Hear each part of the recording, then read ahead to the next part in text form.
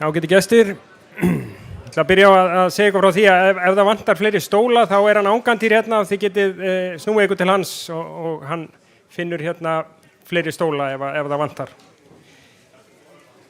En ég vil byrja á því að setja þennan fund, framboðsfund, og það ánægjulegt að sjá hversu margir eru mættir hér í kvöld. En ágætu fundamenn, á laugardaginn næstkomandi ganga landsmenn til sveitarstjórnarkosninga. Í Vestmannaeyjum eru 3 framboð sem bjóða fram í ár. Það er D-listi Sjálfstæðisflokks, E-listi Eyjalistans og H-listi fyrir Heimaey. Undirbúningsnefndin ákvað að bjóða 2 fulltrúum frá hverju framboði í pallborð hér í kvöld. Frá framboðunum eru mættir Eyþór Harðarson og Ruth Haraldsdóttir frá D-lista, Páll Magnússon og Íris Róbertsdóttir frá H-lista og Njáll Ragnarsson og Helga Jóna Harðardóttir frá E-lista. Býðið þau öll hjartanlega velkomin.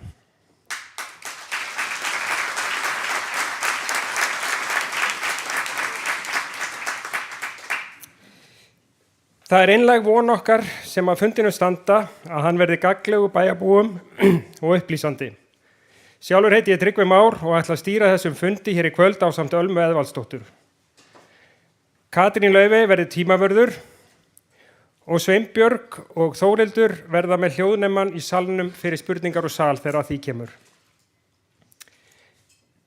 En áður en lengra haldið þá ætla ég að biðja Kötu Laufey tímavörð að koma hér upp og draga í hvaða röð framboðin hefja sína framsögu.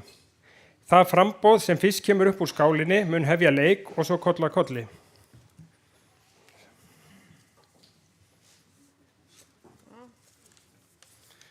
Það er H-listi sem að hefur leik.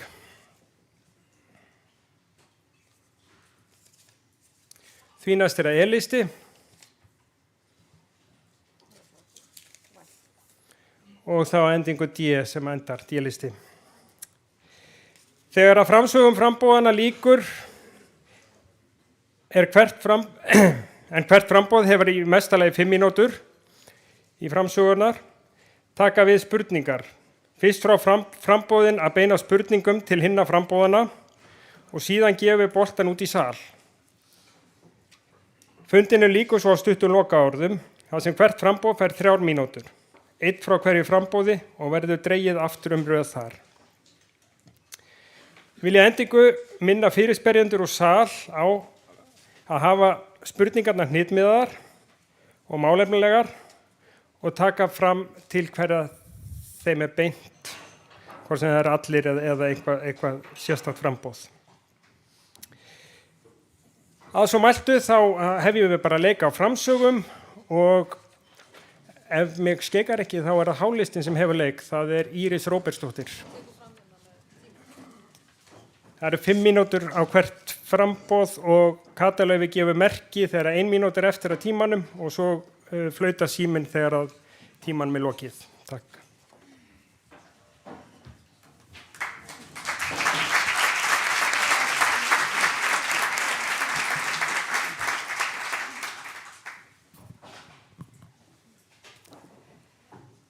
Fundarstjórar og kæru Vestmannaeyingar. Á laugardaginn kjósum við framtíðina. Hvert skal stefna og hvað skal gera? Ég er stolt af kjörtímabilinu. Við höfum lækkað álögur á fólk og fyrirtæki, á sama tíma höfum við aukið þjónustuna. Við settum fræðslu og fjölskyldumál í forgang og fjárfestum í innviðum. Við höfum líka á tímum áfalla skilað jákvæðum rekstrarafgangi öll 4 árin. Við erum á góðri leið með mjög margt, en það er líka margt sem er ógert. Af hverju setjum við fjölskyldur í forgang? Af hverju viljum við að Vestmannaeyjar verði fjölskylduparadís? Vegna þess að við viljum byggja upp og bæta aðstöðu okkar allra. Það þarf að koma til móts við fólk. Ekki bara þá sem við viljum að sjá í tækifærin og flytji til okkar, heldur líka það unga öfluga fólk sem hér er fyrir. Þá þarf að huga að skólanum.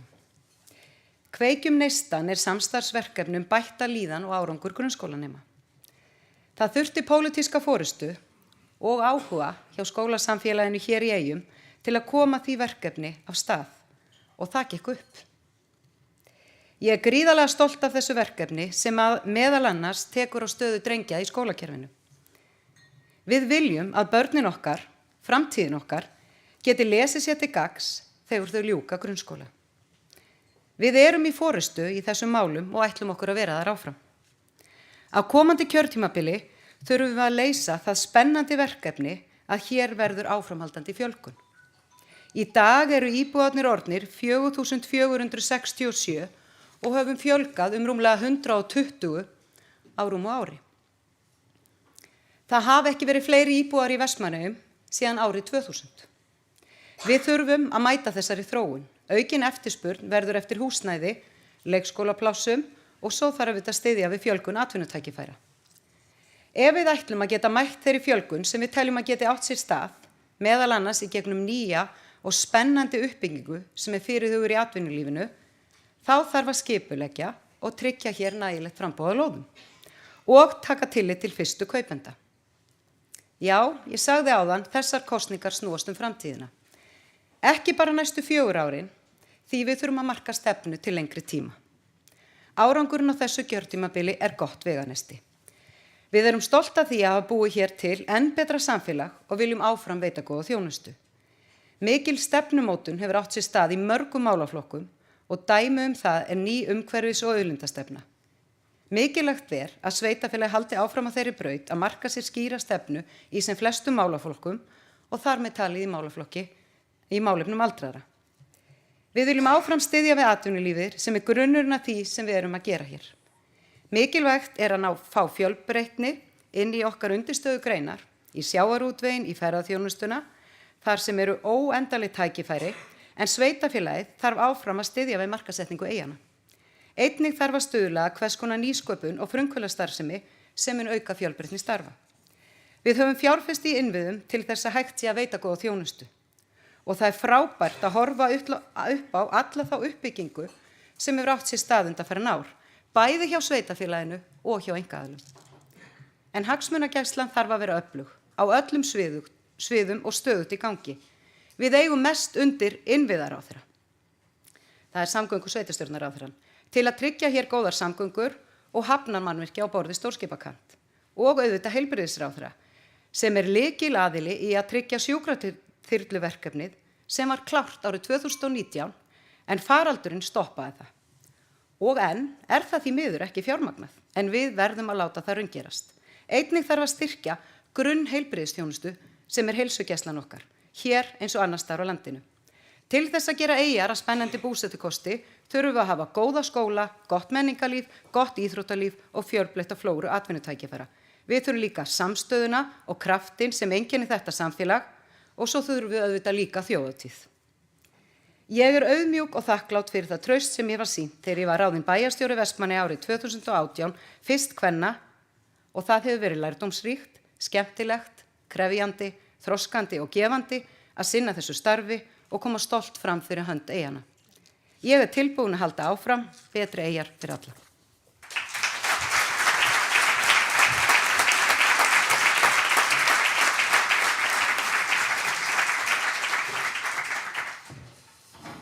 Þökkum Írisi fyrir. Þá er það næstur Njáll Ragnarsson og talar fyrir hönd Eyjalistans. Gjörðu svo vel.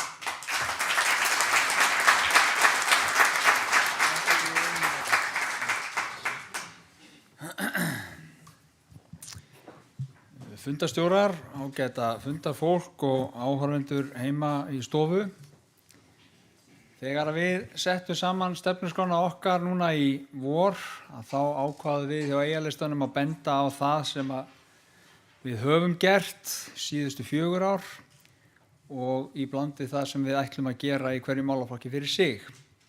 Því að fyrir 4 árum þá lagði Eyjalistinn áherslu á skólamál, þjónustu við nemendur í leik- og grunnskólum, bætta þjónustu við íbúa almennt, ásamt því að halda álögum á íbúa í lágmarki. Og við höfum á undanförnum 4 árum fjárfest í innviðum samfélagsins og ætlum að halda því áfram. Mögulega hefur þessi stefna okkar leitt það af sér að íbúar í Vestmannaeyjum eru samkvæmt könnunum ánægðastir landsmanna allra með búsetuskilyrðin sín. Í grunnstefnu okkar að finna áherslur á málefni fjölskyldunar, áherslu á framúrskarandi þjónustu við alla íbúa, öflugt atvinnulíf, náttúruvernd, svo fátt eitt sé nefnt. Að frumkvæði Eyjalistans var frístundastyrknum komið á sínum tíma eftir mikla baráttu. Á kjörtímabilinu tókst okkur svo að tvöfalda styrkinn, gera umsóknarferlið einfaldara og skilvirkara, þannig að ekki þarf lengur að leggja út fyrir kostnaði, heldur reikna styrkurinn strax þegar börnin eru skráð í íþróttir og tómstundir. Og þetta gagnast ekki síst tekjulágum heimilum. Í skólunum hefur verið fjárfest í þjónustu við nemendur og sem dæmi á nefna var snemmtæk íhlutun tekin upp bæði í leik- og grunnskólum. Kraftur var settur í kaup á spjaldtölvum og tækjabúnaði fyrir nemendur til þess að tryggja nútímalega kennsluhætti og loks hófst stórmerkileg menntarannsókn í grunnskólunum sem miðar að því að bæta árangur nemenda í skólakerfinu. Þegar öllu á botninn hvolft eru góðir skólar kappsmál hvers samfélags. Við viljum og eigum alltaf að standa vel í þeim efnum. Við vitum líka að það komin tími á uppbyggingu við nýja álmu í Hamarsskóla þar sem gert verður ráð fyrir skólastofum, frístund og tónlistarskólanum. Það eru tæp 30 ár síðan að fyrst var farið að ræða hugmyndina stækkun Hamarsskóla. Og það algjörlega ástæðulaust að bíða lengur. Við höfum beðið síðan á síðustu öld. Nú tími framkvæmdar runnin upp og þetta ætlum við að ráðast í núna í haust.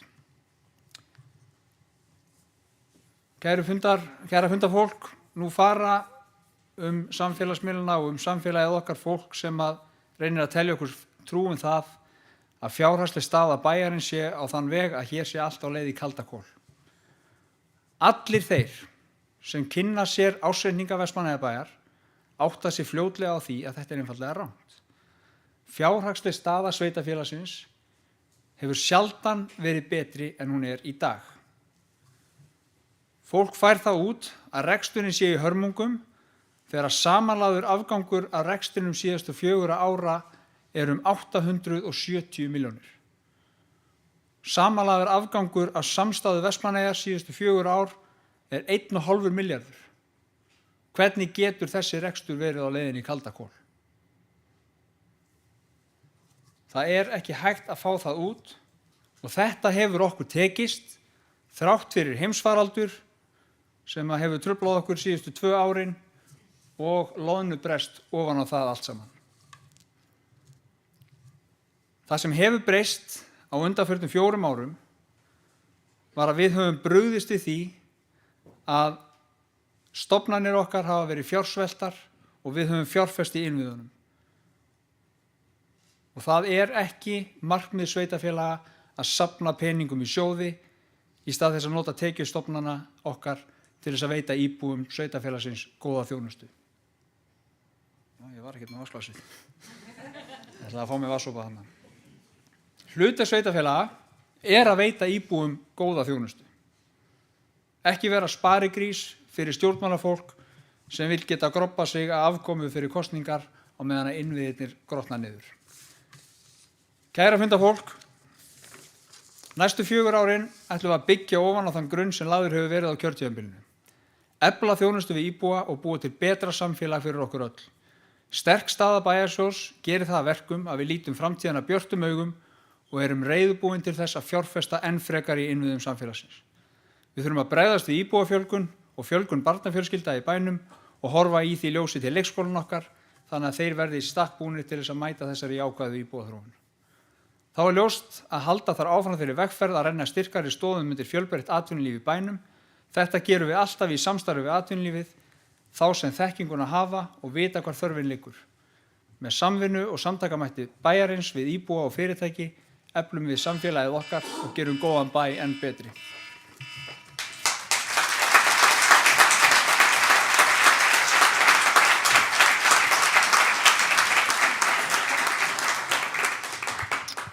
Þakku Njáli Ragnarsinni fyrir og þá það næst Eyþór Harðarson, tala fyrir hönd D-lista.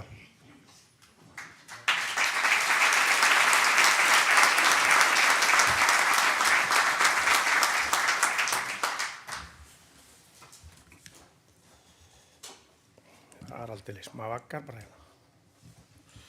Góða kvöldið, kæru gestir og fundarstjórar.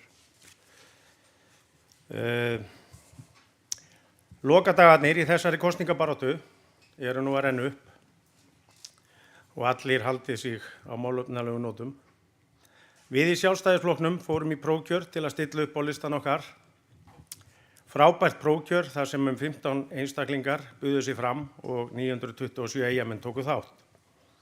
Allir voru velkomnir í prófkjörið og niðurstaðan var frábær listi af mjög blönduðum hópi fólks úr öllum áttum. Það hefur myndast skemmtileg stemming og vinátta myndast milli fólks sem þekktist ekki áður. Við fórum strax í þá vinnu að gera stefnuskrá sem inniheldur okkar helstu mál í öllum flokkum sem viðkemur bæjarmálunum og vona ég að flest ykkar hafa séð þetta rit okkar sem við bárum í öll hús mjög ítarlega og þetta er ekki mikill tími til að fara yfir alla stefnuskrána hér en tökum ykkur útrættu út úr henni. Stærstu málin sem við teljum sem eru framundan í okkar bæjarfélagi, það er hagsmunagæslan. Við ætlum að hefja stórsókn á öllum málum sem viðkoma ríkinu. Þar teljum við að núverandi meirihluti hafi sofið á verðinum. Ef við hugsum okkur til dæmis flugsamgöngurnar. 30. maí þá leggst flug af í Eyjum. Allt áætlunarflug.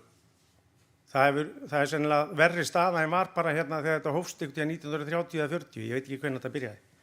Og ekkert að frétta í þeim málum. Okkar krafa og verður ekkert annað en 2 flug á dag, áætlunarflug, ríkisstyrkt flug, hérna allavega frá haustugum, september, október fram í apríl, maí. Algjörlega nauðsynlegt. Lagnamálin, þau eru í grafalvarlegri stöðu. Við erum með eina vatnslögn sem sér bænum fyrir vatni hérna. 14 ára gömul, byrjuð að hreyfast til og ef hún fer þá er ekki neitt plan B fyrir næsta sumar á eftir að þetta tjón verður líklegast. Þannig að við munum leggja mikinn þunga í að koma á nýrri vatnslögn. Rafstrengur, hann er ekki komin á framkvæmdaáætlun. Við erum ekki með næga flutningsgetu til að fara í orkuskipti hérna í bræðslunum og hvað þá að auka hérna atvinnureksturinn sem er í bígerð. Þannig að þetta stendur atvinnulífinu fyrir þrifum.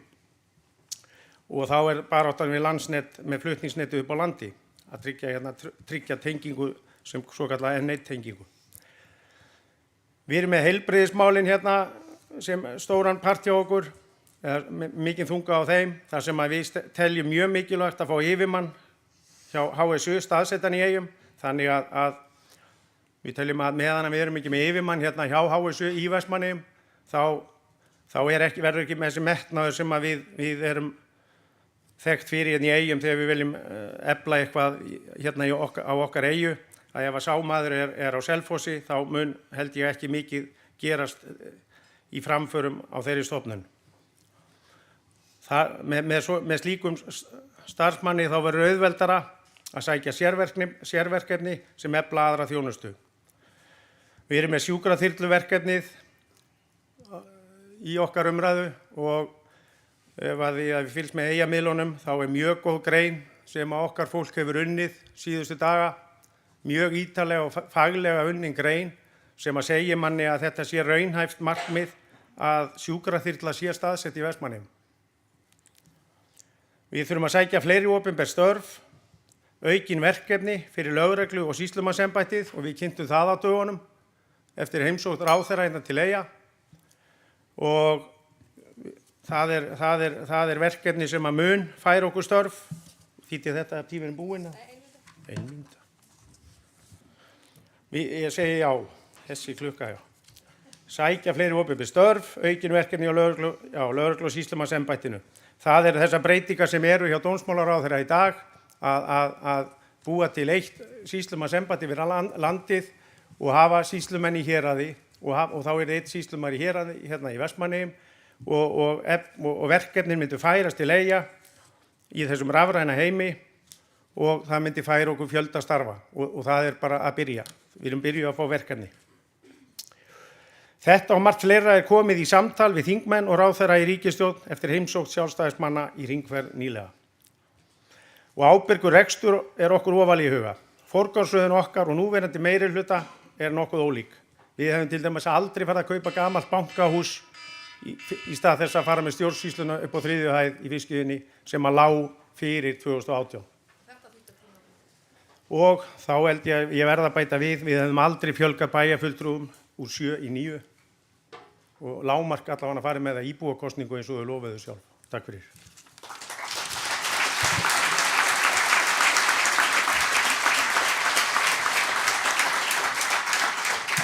Jæja, næst á dagskrá þá frambjóðendum gefst færi á að spyrja önnur framboð 2 til 3 spurningar og ég ætla bara að draga hver á að byrja. Það vil þú draga kannski? Þú dragarinn. Og það fyrir Heimaey sem má byrja. Gjörðu þið svo vel. Já, ég vil gjarna spyrja eiginlistan bara fyrst þetta. Stefnusjólan ykkar laga... Heyrist ekkert hérna fyrst. Ég ætlaði semst að byrja á eiginlistanum.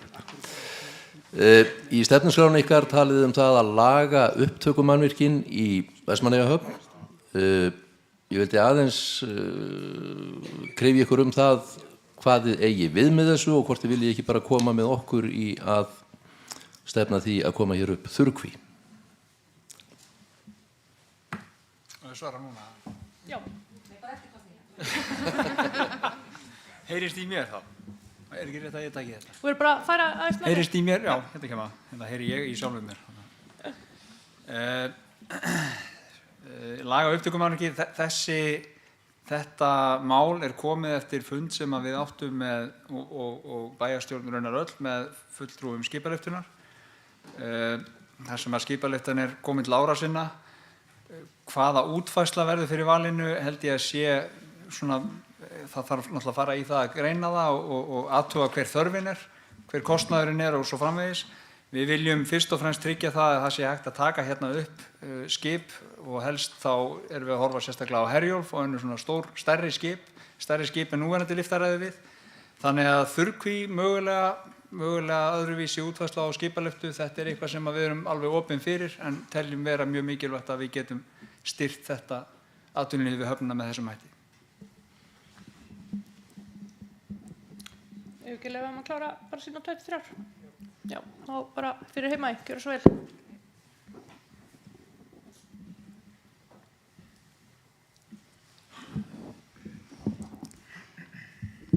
Þá sjálfstæðisflokkurinn hérna og ritið sem hann Eyþór lyftir upp hérna áðan að það viðamikið eins og hann sagði og svo hafa þið verið að taka punkta úr því og deila því á netinu með frambjóðendum og mér langar að spyrja ykkur hérna þegar ég sá þetta hérna í dag, við ætlum að stofna sköpunarhús fyrir ungt fólk með aðstöðu og stuðningi fagaðila til þess að útbúa miðlunarefni á fjölda sviða svo sem tónlistarsköpun, vinnslu og tölvuleikjagerð. Mjög flott markmið. Mér langar að vita hvernig hugsið þetta, hvað á þetta að vera, hvað kemur þetta til með að kosta, bara mér langar að heyra aðeins þetta.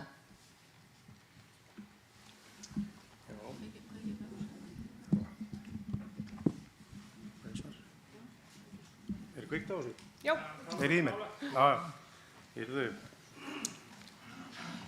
Þú last þetta nú bara upp dálítið þannig að mér fannst ég bara skilja þetta eins og þú last þetta upp.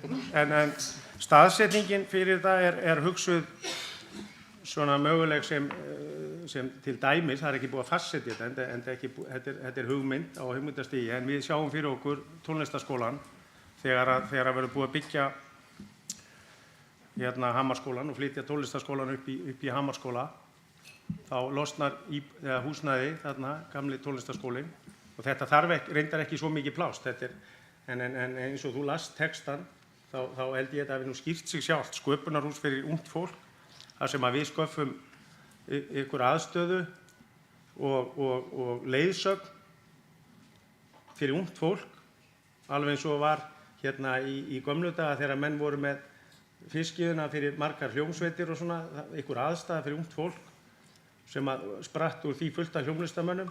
Þetta ykkur skona svoleiðis sköpunar og það sem að krökkum sem að, ef ekki bara orðað þannig, það ekki allir í handbolta og fótbolta og þetta þá bara möguleiki, fjölbreyttari möguleiki fyrir ungt fólk til að efla sína svona sköpunargáfur eða sköpunarþarfir. Ég spurði líka hvað heldur þetta kosti? Við verum ekki með verð með á þessu en þegar við erum að tala ykkur aðstöðu og ykkur leiðbeinendur með eða aðstöð, þá erum við ekki að tala mjög háar upphæðir. En það liggur í þessu ykkur kostnaður að sjálfsögðu. En ég get ekki sagt hvað marga milljónir. En gott að þú skulle spyrja kostnað. Hérna fyrir heima, eru þið með þriðju spurningu? Nei takk, ég góður. Ok. Þá skulum við bara draga næsta. Næsta framboð Já, það Eyjalistinn, gjörðu svo vel. Já, ég ætla að fá að spyrja fyrir Heimaey. Nú eru þið með í stefnuskránu ykkar að þið ætla að byggja fleiri þjónustuíbúðir fyrir eldri borgara. Eru þið tilbúin í það, að tryggja það að 20 þjónustuíbúðir verði byggðar á næstu 4 árum?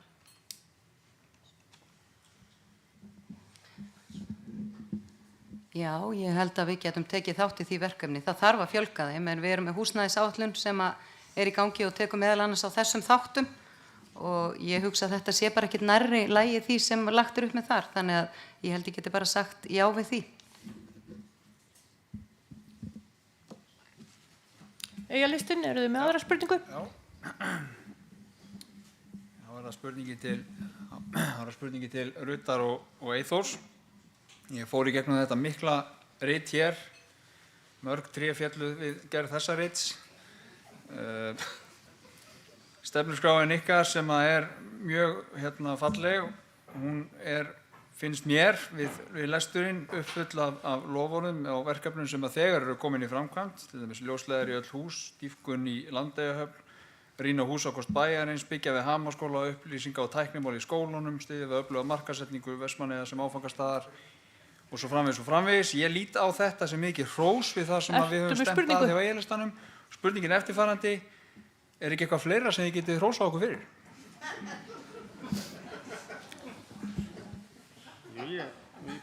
Það greinlega allt komið þarna fram, þannig að það því miður ekki meira. Ég bara hrósa þér fyrir að hafa lesið stefnuskrána okkar og ég veit ekki hver var spurningin. Þú ert búin að svara henni.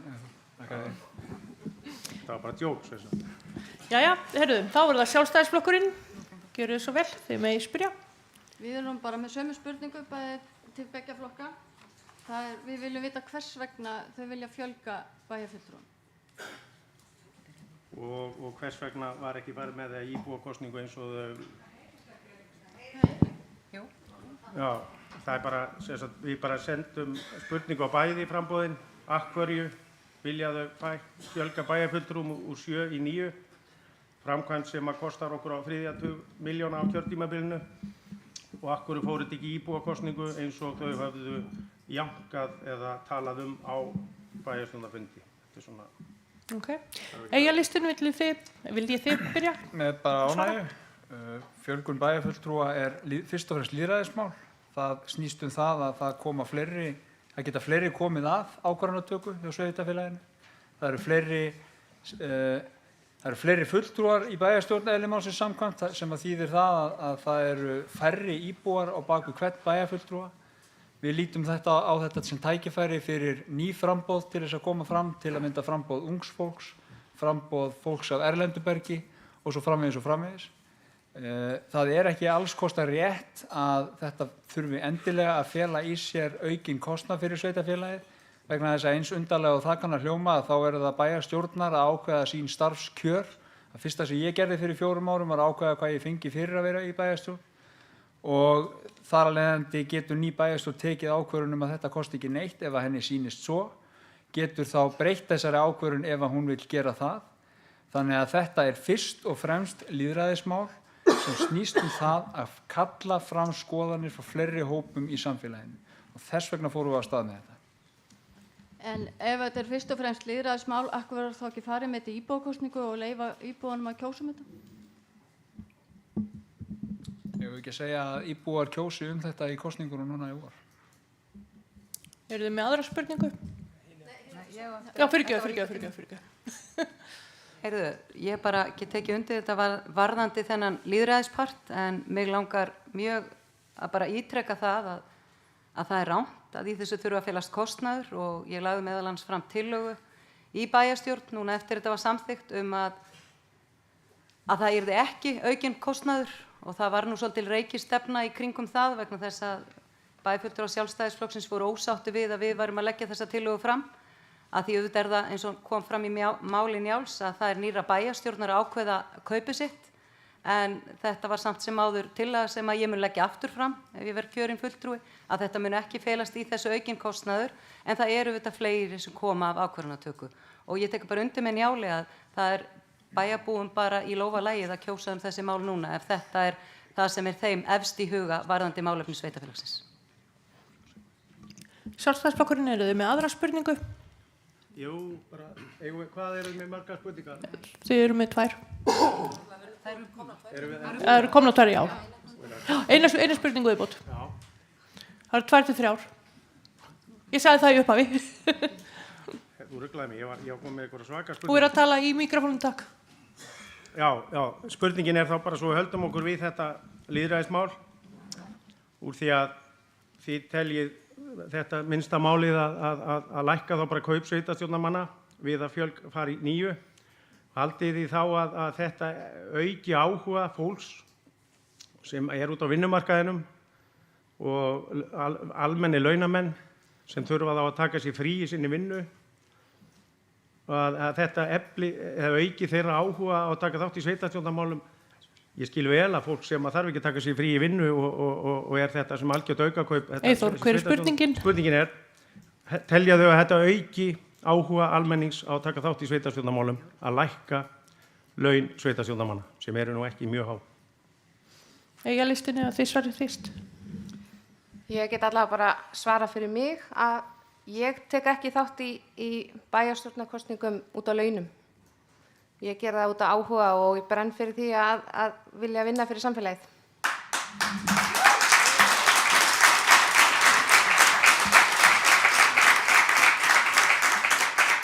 Fyrir Heimaey, viljið þið svara? Heyrðu, ég tek bara undir þetta hjá Helgu og bendi á það að hér í Vestmannaeyjum þetta, eins og Eyþór bendir réttilega á, þetta auka starf. Bæjarstjórnarfundur haldið klukkan 6 síðdegis.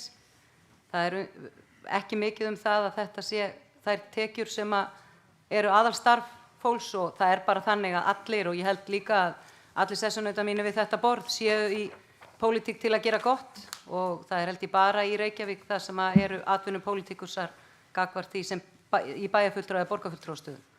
Þannig að ég held að þetta hafi ekki áhrif á að fæli fólk frá. Þetta eru í kringum 25.000 krónum lægra á mánuði. Ég held ekki ef þú hefur virkilega áhuga að gefa gott í samfélaginu að þú láti það stoppa þig.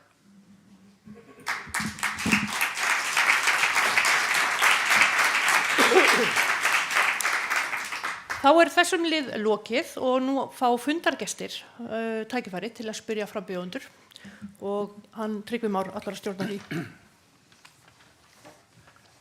Ekki honum gott klapp eða?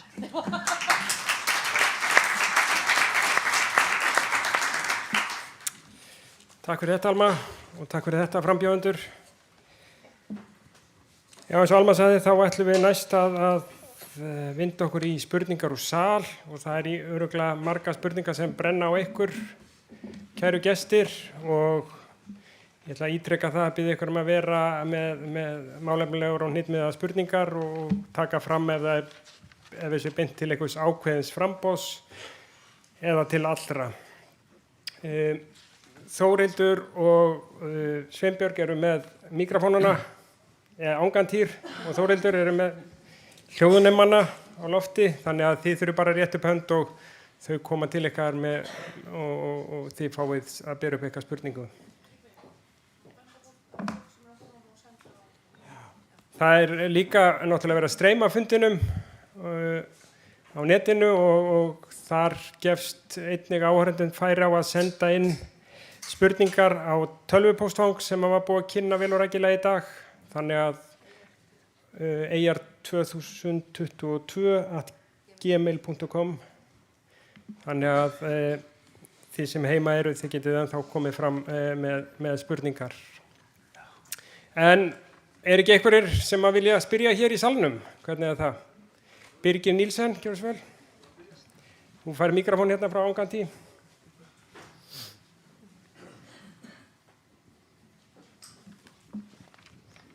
Tökum svona 2 til 3 spurningar, fyrirspurnir úr sal og gefum svo boltan upp á pallborðið.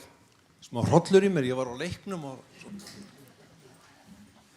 og vönd, Birgir Nílsen heiti ég. Ég ætlaði nú bara að spyrja meirihlutann sambandi við nýbygginguna í Hamaskóla. Sko sambandi tónlistarskólann eins og okkar, þann frábæra skóla, já, ég hef ekkert að ykkur koma í skólan hjá okkur og þessi bygging sem við erum í núna gjörsamlega löngu búin og til dæmis bara það náttúrulega engin lyfta í skólanum þannig að það geti ekki allir sótt nám við skólan þannig að hver ástæðan fyrir því að við erum ekki löngu búin að byrjuð á þessari byggingu? Takk fyrir þetta Birgir. Tökum eina aðra fyrirspurn úr sal áður en við gefum boltan aftur upp á pallborð.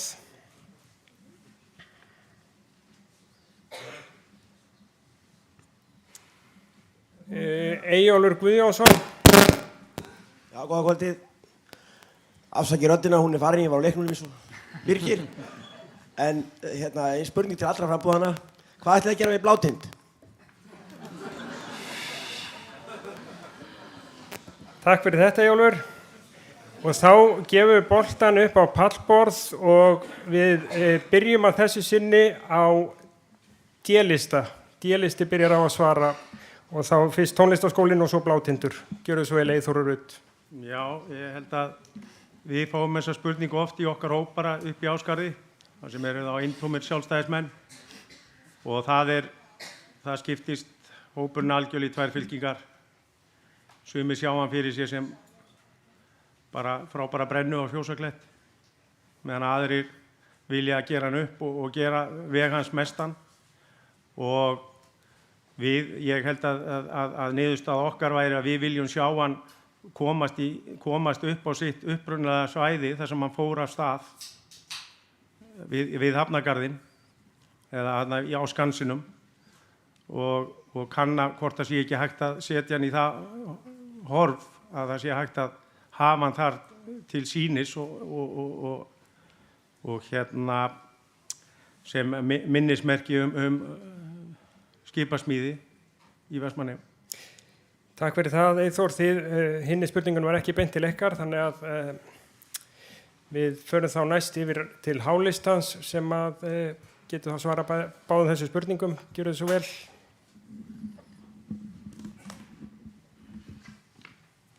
Byrja bara á Blátindi.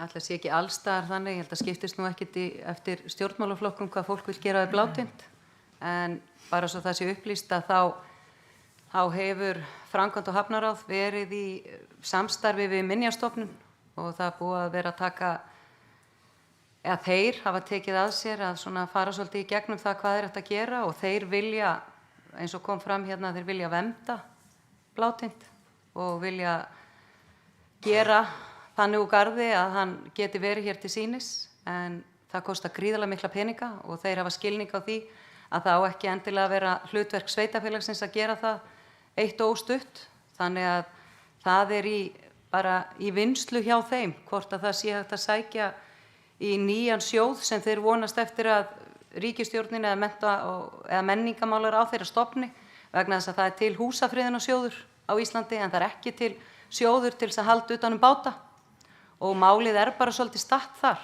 Það er bara ekki búið að taka ákvörðun og ráðið tók ekki ákvörðun hvað ætti að gera við Blátind og ekki bæjarstjórn heldur. Þannig það býður sjálfsagt nýrra fulltrúa að taka þá ákvörðun. En varðandi Hamaskólann, þá er ég nú bara að segja eins og byggi, ég bara akkur ekki löngu búið að byggja hann. Það var ekki þannig að 2018 kom í ljós að það var ekki lyfta í húsinu, sko. Ég bara líka búin að koma í heimsókn, ég með þess að koma í kaffi til þín og ég oft komið inn í skólan. Ég veit nákvæmlega hvernig skólinn er, það er löngu komið tíma að byggja Hamaskóla. Það var fyrir aldamótin sem við tekin ákvörðun að klára skólan og við erum að sjálfsögðu að fara í það verkefni og byrjum það á þessu kjörtímabili. Þetta er bara flott brýning til allra, ekki bara til meirihlutans, vegna þess að við höfum tekið sameiginlegar ákvarðanir í öllum skrefum í þessu máli. Við erum með í bygginganefnd, eru fulltrúar frá öllum, þannig þetta er bara flott brýning, en það eru ríkar ástæður fyrir því og þær hafa komið fram í fundagerðum að það var meðal annars COVID sem truflaði þarfagreiningavinnuna því það þurfti stór hópur af fólki að koma saman, en málið er á góðum stað.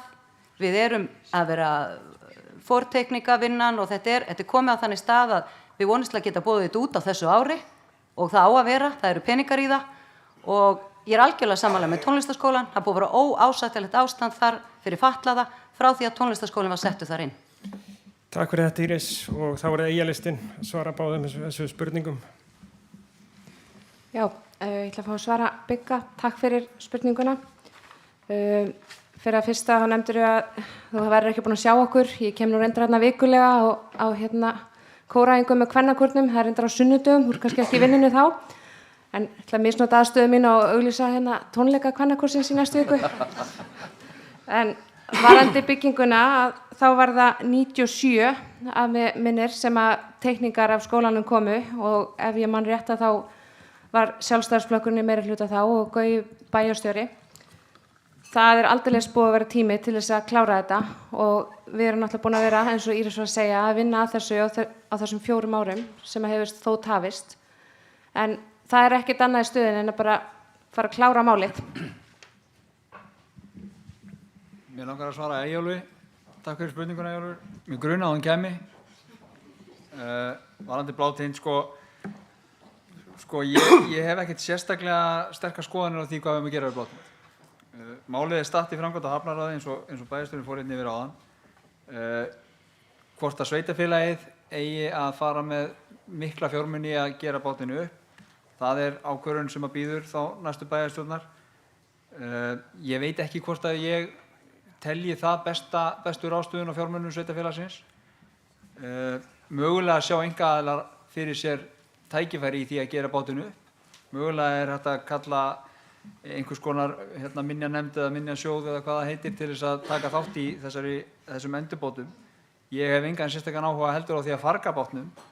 Þannig að málið er í kerfinu, það er statt þar og vonandi fæst niðurstaða bara úr því sem fyrst. Því að það er, bátinum er ekki sýndur neitt sóma með því að hafa það sem hann er, það sem hann býður eftir í að skemmast. Þannig að þetta þarf bara að fara að klárast. Takk fyrir þetta, Njáll og Helga. Þá ætlum við að gefa boltan aftur út í sal og fá fleiri fyrirspurnir til frambjóðenda. Ágættir er komið með Gísla Inga, sýnist mér. Gísli Ingi, gjörðu svo vel. Góðan daginn, þetta er Gísli. Ég er með spurning til meirihlutans og geti spurt 2 spurningar. Gjörðu svo vel. Okay. Nú er farið miklar endurbætur á Ráðhúsinu til dæmis. Er búið að fylgja verkáætlun alveg frá upphæfi og var gerð kostnaðaráætlun upp upphæfi á Ráðhúsinu. Síðan er næsta spurningin svo, nú er öflugt veitingastarf og ferðamálastarf hérna. Hversu vel var fjallað það að taka sjálfvirka dælubúnað úr Landeyjahöfn? Það er komið. Já, takk. Beinir þessu til Hálistans. Takk fyrir þetta, Gísli. Við fáum aðra fyrirspurn á sal. Til meirihlutans, já, beggja. Já, komið þið sæl. Ég heiti Guðmundur. Ég er með fyrirspurn eiginlega til allra. En ég las í fyrradag grein eftir Njál Ragnarsson í Eyjafréttum sem mér fannst mjög áhugaverð. Þar lýsir hann því að hann kom frá Færeyjum uppveðraður yfir því hversu duglegir þeir eru að grafa göng á milli eyja og innan eyja og allt. Þeir eru alltaf með eina eða 2 göng í vinnslu, alltaf. Ertu með spurningu komið? Já, fyrirgeðu. Spurningin er einfaldlega svo. Við erum búin að vera að eyða endalausum peningu hér í Landeyjahöfn, svo miklum að það hefur dugað fyrir hálf göng á milli.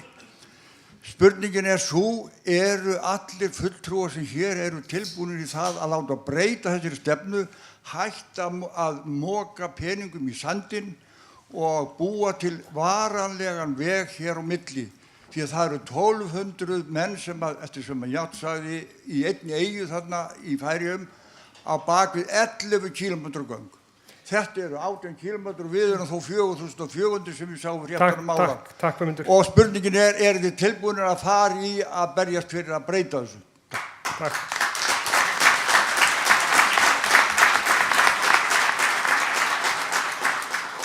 Þá skulum við bara senda þessar 2 spurningar upp á háborðið og við 3 öllu heldur, 2 frá Gísla Inga og þeim var beint til og H-lista og við byrjum að þessu sinni á H-lista, förum svo á E-lista og endum á D-lista. Gjörðu svo vel, Páll og Íris. Gísli spurði um verkáætlun, hvort henni hafi verið fylgt frá upphafi varðandi Ráðhúsið. Við verðum auðvitað að treysta því. Það er ekki á borði bæjarfulltrúa eða bæjarstjóra dagleg umsýsla í verkefnum. Framkvæmd og hafnaráð er með alla verklegar framkvæmdir og við verðum auðvitað að treysta því að framkvæmdastjóri sviðsins og ráðið fylgi þeim áætlunum sem farið er í og farið er eftir. Þannig ég verð að segja já við því. Varðandi sjálfvirka dælubúnaðinn þá ertu að spyrja um kranana og það sem var áætlað að setja á tunnurnar út á. Þú ert að tala um það? Hvaða faglega? Hversu fagleg var ákvörðunin að hætta við dælubúnaðinn? Hún var tekin af þeim sem hefur mestu fagþekkinguna og er Vegagerðin. Hún fékk umfjöllun þar, hún fékk umfjöllun í bæjarstjórn. Þetta var rætt í bæjarstjórn. Og Vegagerðin tekur þessa ákvörðun líka í það verða breytingar hjá Vegagerðinni. Það tekur nýr aðili við yfir hafnarsviðinu sem fer í þær framkvæmdir sem eru. Skipstjórar Herjólfs gerðu athugasemdir við þetta og fleira og það var tekin ákvörðun að fresta þessu og skoða betur forsendurnar fyrir þessu og Vegagerðin hefur skrifað grein þetta sem að ég get alveg sendt þér í tölvupósti sem að þeir rekja nákvæmlega af hverju þessi ákvörðun er tekin. Og mér finnst eðlilegt að sé farið vel með peningana og með við það sem kemur þar fram að þá vilja þeir meina það þessir fagaðilar að þessi búnaður muni ekki skila því sem áætlað var í upphafi. Það er eitthvað sem kemur þegar haldið er áfram að vinna með hann. Þannig það eru aðilarnir. Svo er spurning Guðmundar. Já, ég skal taka spurningu Guðmundar varðandi göngin. Það liggur núna fyrir viljayfirlýsing frá stjórnvöldum og samgönguyfirvöldum að það verði lokið við fýsileikakönnun á þessari gangnagerð. Það hefur ýmislegt breyst frá því að þetta mál var síðast til umræðu fyrir allnokkru. Meðal annars það að það voru mikla framfarir í þessum svokölluðu ofanáliggjandi göngum. Það er að segja ekki borað í gegn vegna þess að mestu efasemdirnar það hvort að það væri fýsilegt að gera það lágu í því hvort að jarðfræðin eða jarðlögin hérna á milli þyldu borun af þessu tagi líkt og því sem var til dæmis upp í Hvalfirði. En það liggur sem sagt fyrir núna viljayfirlýsing frá stjórnvöldum að ljúka þessari fýsileikakönnun meðal annars með tilliti til þessara nýju tækni sem verið að nota núna víða heim, ekki síst í Noregi. Þetta hins vegar kemur ekki í staðinn fyrir það að halda Landeyjahöfn opinni. Við verðum að halda henni opinni eins og kostur er og sem betur fer er núna að verða nánast, eða myndi ég ætla og vona, nánast byltingakennd breyting á því með tilkomu nýs útboðs, nýs dýpkunarskips. Þannig að það er ekki eins og annarkvort eða. Við munum þrýsta á það að þessari fýsileikakönnun á gangnagerðinni verði lokið. En það breytir ekki því sem við verðum að gera í Landeyjahöfn á meðan. Takk fyrir þetta, Íris og Páll, og þá er það næst E-listi. Annað spurningunnar skýrsla, held ég að Íris hafi nú bara svarað henni. Ég hef ekkert engu við þetta bæta. Hvað við svarið hjá Írisi. Já, með 2 spurningar er það? Það er bara í rauninni sama svar við þeim báðum. Þetta er svona framkvæmda hluti sem að Íris þekkir þetta mjög vel og svaraði þessu spurningu ágætlega. Spurningi frá Guðmundi, takk fyrir hana Guðmundur, það er rétt, ég veðraðist við að fara til Færeyja, það ættu allir að fara til Færeyja og skoða þetta. Göngin sem að þeir eru að byggja og Guðmundi vísaði til og ég vísaði í þessari greinminni að þau eru milli Straumeyjar og Sandeyjar, þeir hófu framkvæmdi 2019 og þeir ætla áætla að loka þessu mitt næsta ár, þannig að þetta er 4 ára framkvæmdatíma og tæplega 11 km göngum. Mér var sagt út í Færeyjum að það sé ekkert ómögulegt í gangnagerð. Við eigum að hefja þetta verkefni, við eigum að þrýsta á að þessar rannsóknir verða kláraðar eins og Palli segir og við eigum að fara í þetta. Og það er að ég spurður hvort að þetta verði á mínum líftíma og svo framvegis. Já, ef við byrjum á þessu þá verður þetta komið á okkar líftíma vel flestra, skulum við segja. Þannig að ekki spurning. Takk fyrir þetta.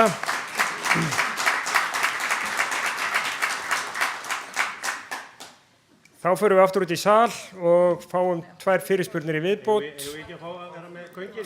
Fyrirgefðu. Það var ein til ykkar, já. Fór aðeins fram úr sjálfum mér. Minni hlutin bara ekkert með. Og fyrst afsögnar af því. Við að sjálfsögðu verðast maður upp svo sem við svona gangnaumræðu. Við auðvitað styðjum og erum með í okkar stefnuskrá og við viljum klára allar rannsóknir til þess að geta tekið einhver ákvörðun með göngin. Þetta er umræða sem er frá því 2005-06 sennilega 2006-07 þegar menn hættu. Við vorum mörg örgla í þessum sal í félaginu Ægistýr og það var búið að vinna gríðarlega mikla vinnu við að kanna jarðlögin og áttu eftir til að kostnaðarmeta það og eingöngu var eftir einhver rannsóknarvinna upp í fjöru og í gegnum sandinn, hvað kostnaðurinn lægi í því. Og ég held að þetta sé bara, þetta er engin spurning að á næsta tímabili verði þessi fýsileikakönnun kláruð og vonandi verður pólitískur vilji á Alþingi fyrir því að fara í þessa framkvæmd því að 2005 var þetta þjóðhagslega hagkvæmt. En pólitíkin hafði bara ekki trú á því. Hafði bara ekki trú á því að það væri eitthvað viti að grafa göng svona nærri eldgosasvæði. En við vorum ekkert að fara með göngin í gegnum eldgosasvæði, við vorum að fara með það í norðvestur á svokölluðu steindauðu móbergssvæði þar sem engin misgengi voru og ég held að ef það verða göng þá verða þau boruð því að ég held að þessi göng sem ég hef alveg heyrt talað líka þetta að leggja von á, þá állinn bara það snöggt djúpur á þessu svæði að það svona ofanáliggjandi göng voru ekki kostur allana þá. En vonandi, ég held við séum öll sammála því að þetta er það sem við þurfum að fara og kostnaðurinn við Landeyjahöfn þannig að sennilega hann meiri en menn héldu í byrjun og enn mikilvægara að kanna fýsileika ganga. Takk. Takk fyrir þetta, Eyþór.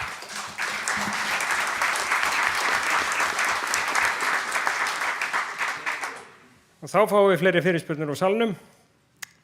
Þétt setinn salurinn. Ég segi bara góða kvöldið, ég heiti Þura og takk fyrir góðan fund. Ég hef svolítið áhuga að vita hvað því að hafi hugsað ykkur að gera í miðbænum. Hvað ætlaði að gera á Stakkó og hvað ætlaði að gera í Grænublettum, hvað ætlaði að gera í Háhýsum.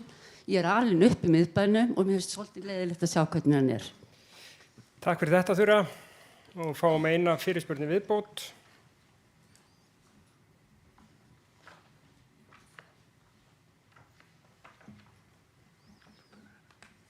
Og ég trúi að þið hafi ekki fleiri spurningar fyrir væntanlega bæjarfulltrúa.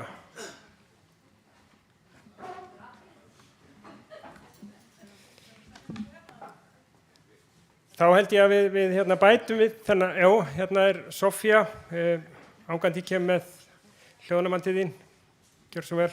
Góða kvöldið og takk fyrir góðan fund. Ég með spurningu til meirihlutans varðandi sambýlið, sölu á sambýlinu. Hvers vegna var það selt og hvers vegna borgum við 9 milljónir á ári í leigu á því? Takk fyrir. Takk fyrir þetta. Sofía, þá setjum við aftur upp á pallborð og að þessu sinni hefjum við leik á e-listanum að svara þessum 2 spurningum. Annars vegar með miðbæinn og hins vegar með sambýlið. Gjörðu svo vel. Já, og ég taka þetta, ekki á hana.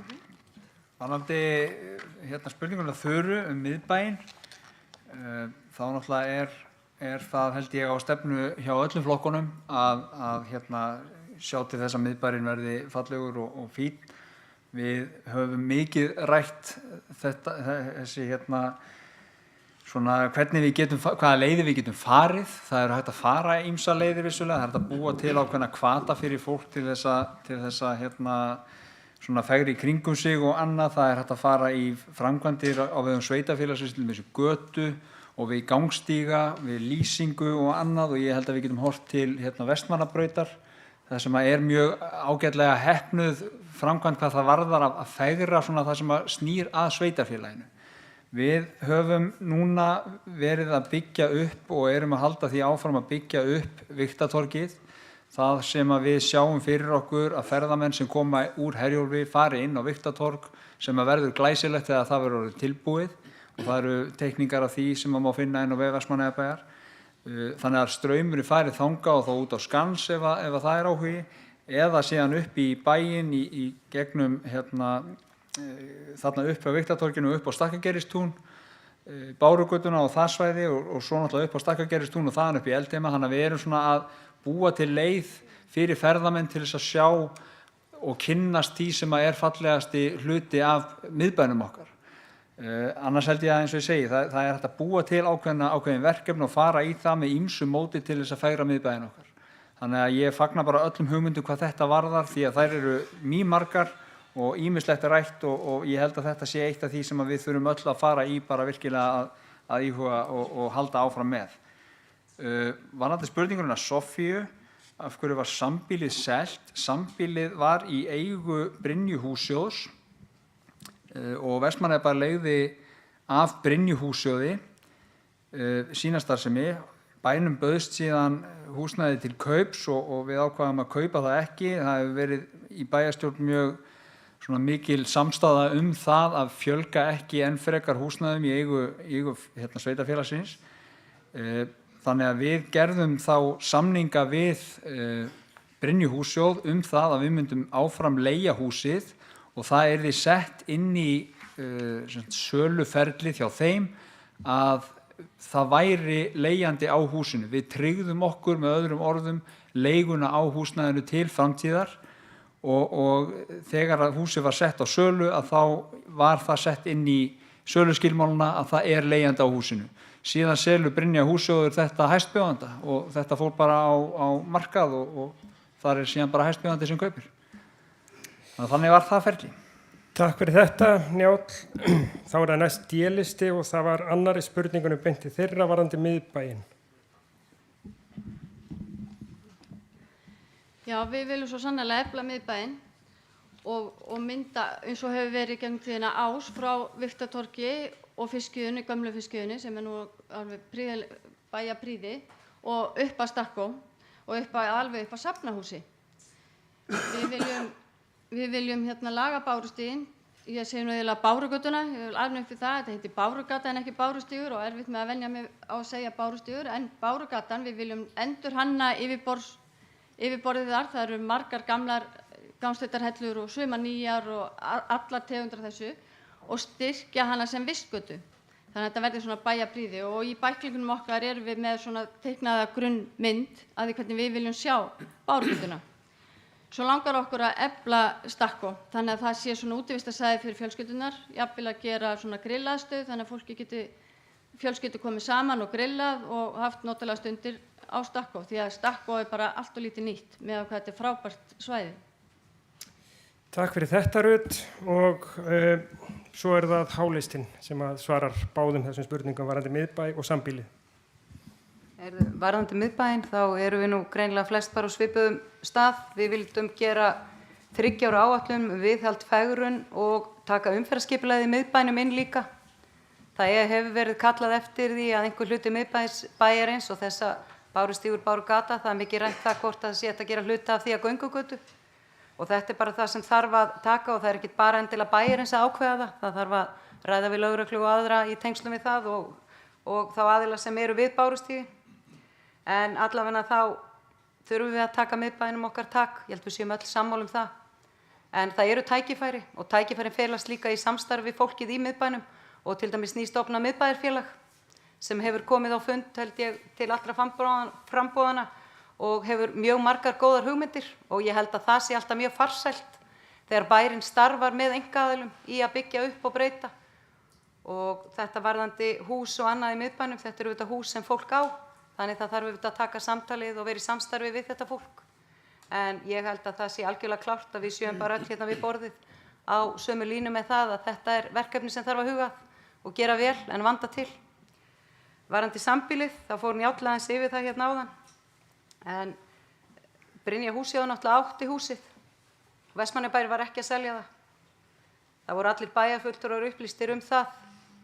fyrir áramótin að húsið væri að fara í söluferli. Bæði bæjarstjórn og fjölskyldu- og tómstundaráð. Fjölskyldu- og tómstundaráð tók ákvörðun á sínu tíma að gera leigusamning. Hann var lagður til grundvallar og það er rétt að það eru borgaðar 9 milljónir en það er ekki öll fjárhæðin sem bærinn borgar vegna þess að það er greidd leiga á móti og þetta er 2,5 milljón sem að fer beint úr og þetta er félagslegt húsnæði og það var skortur á því. Þess vegna fór sviðið eða ráðið fram á það að þessi leigusamning myndi fylgja og þetta er nú tölverð umræða þetta sambýlismál og bara svo það sé upplýst hér, það voru 6 aðilar sem buðu í þetta og hæstbjóðandi fékk það og það var engin áhugi hjá einum einasta bæjarfulltrúa þegar komið var í ljós að húsið væri til sölu og að bærinn eignaðist það. Þannig minnst afskaplega leiðilegt hvernig sumir hafi leikið sér að því að reyna að gera þetta mál tortryggilegt, en það er það ekki. Það var algjörlega upp á borðinu og líka hjá öllum bæjarfulltrúum og öllum sem satu í þessum ráði. Og það eru til tölvupóstar því til staðfestingar og líka ferlinu sjálfu.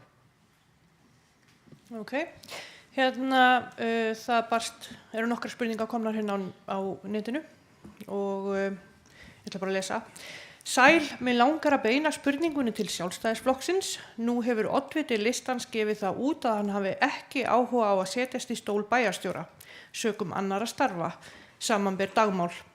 En það hefur löngum verið stef sjálfstæðismanna í Vestmannaeyjum að bæjarstjóri sveitafélagsins verði að hafa sterkar taugar og tengingar við Vestmannaeyjar og þannig gagnrýnt önnur framboð þegar þau hafa haft í hug á því að ráða utanaðkomandi aðila til starfsins. Sem fyrrum bæjarbúi en jafnframt áhuga manneskja framtíð Vestmannaeyja og sveitastjórnarmálin almennt hef ég því áhuga á vita hver hugsanlega gætu orðið fyrir valinu og ef svo ólíklega vill til að enginn sé nú þegar í sigtinu, hvernig verður þá staðið að ráðningarferlinu ef þið náið hreinum meirihluta. Með kærri kveðju frá Köpen, Jórunn Einarsdóttir. Ef við ekki bara beina þessu strax til Sjálfstæðisflokksins.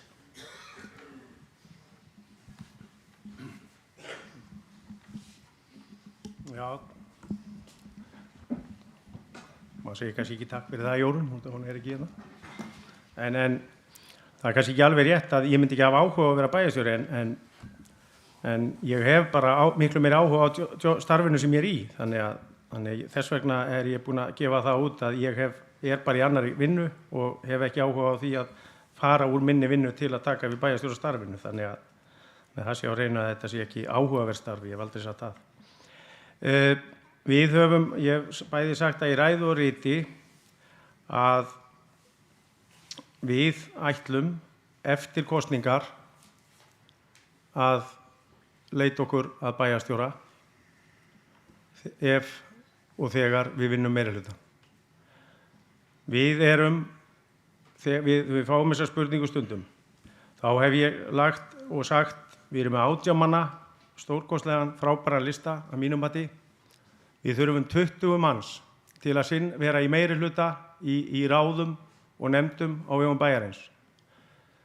Mér finnst að fólk mætti fókusa miklu meira á þennan þátt okkar sem við erum að tala hérna í kosningabaráttunni, hvaða fólk verður í ráðum og nefndum, hvaða hópar það eru og bera bara saman okkar lista og vigta það dálítið og nota það svo sem til að láta hjálpa sér en ekki láta það vera aðalmálið hver verður bæjarstjóri en ef við verðum í þeirri stöðu að þurfa að velja okkur bæjarstjóra eftir kosningar, þá lofum við því að það verður góður bæjarstjóri sem mun vinna að öllum þessum stefnumálum okkar, verður góður rekstrar bæjarstjóri, verður góður hagsmunagæslu bæjarstjóri, verður bæjarstjóri okkar allra og það er alveg ljóst að við fáum ofta spurningar að það sé löngu búið að ákveða eitthvað.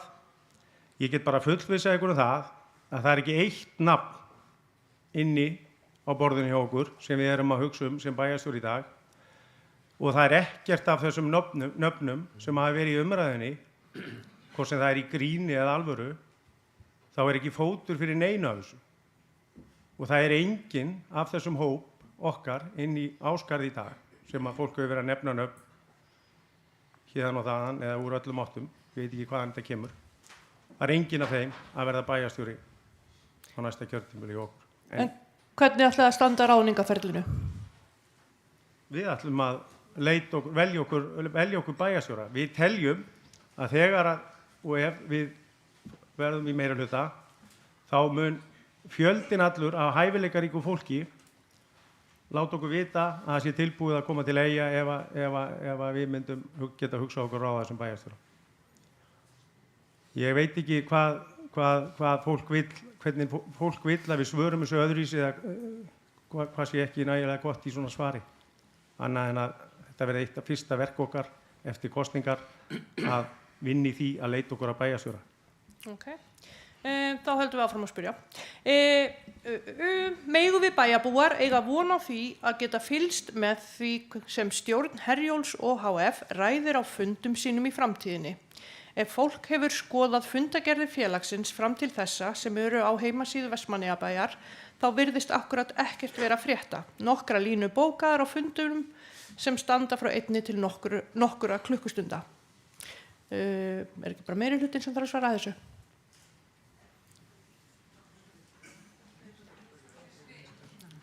Það nafnlaust.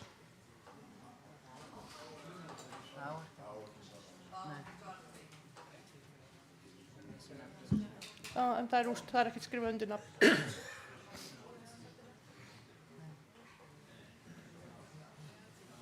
Það var í boði, sko. Já, það var í boði. Já, ef við fáum upp.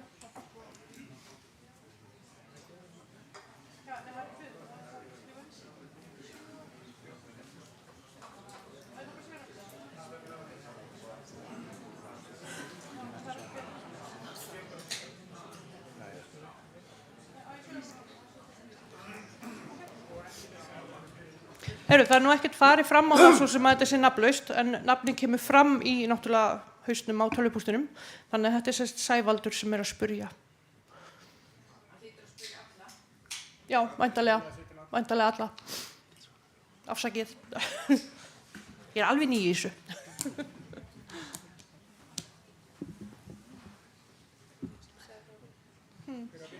Já, ekki bara leyfa Eyjalistanum að byrja? Ekki spurning. Þakkum Sævaldi fyrir þessa spurningu. Herjólfur er opinbert hlutafélag.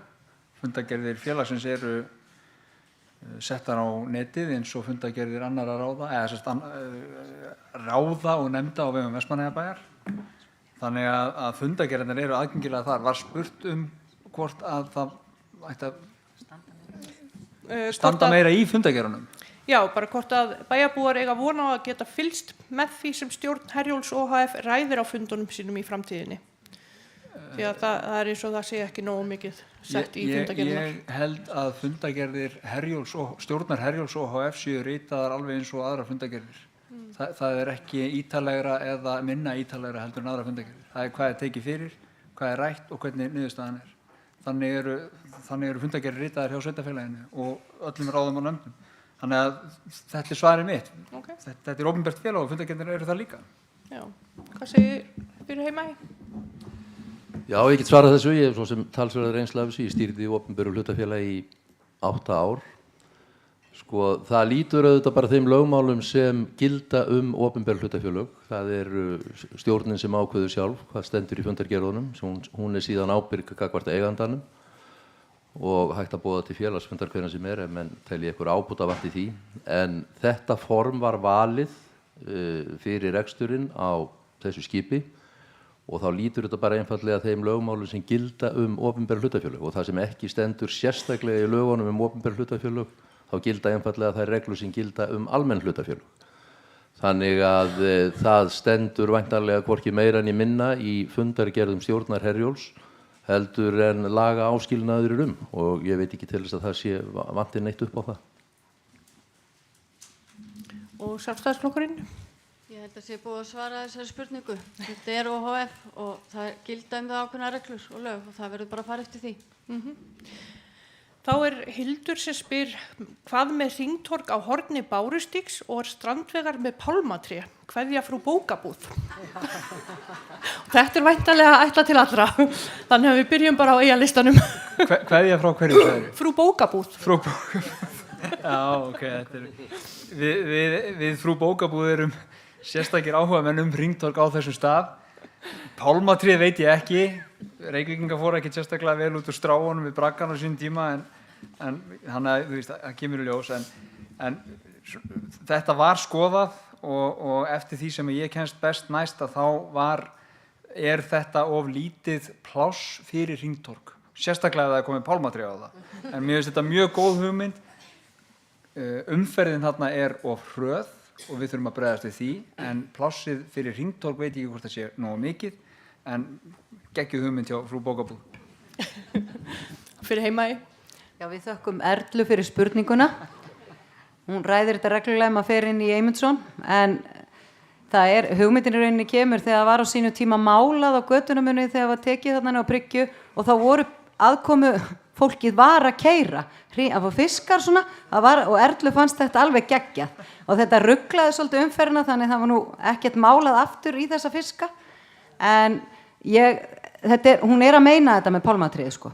Hún byrjaði fyrst með 2 en hún er búin að minnka þetta í 1 en ég veit ekki alveg hvernig það en sko ég skil hana vel og ég hugsa flesti sem hafa setið þarna inni sjá stundum mjög stóra flutningabíla og annað vera að keyra þarna það keyrt mjög hratt þannig að við þurfum að huga að þessu en það rétt sem kom fram í málinu hjá Njáli að Siggi Smári segir að breiddin sé ekki næg en frú bókabúð dó ekki ráðalaus hún sá okkur að minnka gangstéttarnar gera þær aðeins svona ekki eins breiðar, taka af þeim og taka blómabeði frá Íslandsbanka hinum yfir göttuna og svona, þannig hún með hugmyndir en þetta allavega ég veit að þetta átti að ræðast hvort það búið í umferðahópnum en mér skilst að það séu einhverju vankantar á þessu en hugmyndin góð. Og Sjálfstæðisflokkurinn? Já, mér bæði ljúft og skylt að svarinni vinkonu minni í bókabúðinni, frú bókabúð og maður hefur fylgst með því að það alveg gríðalegur hraði hérna í gegn, alveg stundum stórhættulegt og ef það ekki hægt að koma fyrir einhver hringtorgi eða einhverju til þess, það þarf að setja eitthvað þarna til þess að takmarka þennan hraða en ef það kemst ekki fyrir hringtorg eða einhverju önnur úrræði þarf klárlega sem fyrst að fara þarna áður að verða stórslys en með trén veit ég ekki. Svo kemur hérna frá Ester. Hvers vegna var sambýlið ekki keypt í stað þess að leigja það dýrum dómi?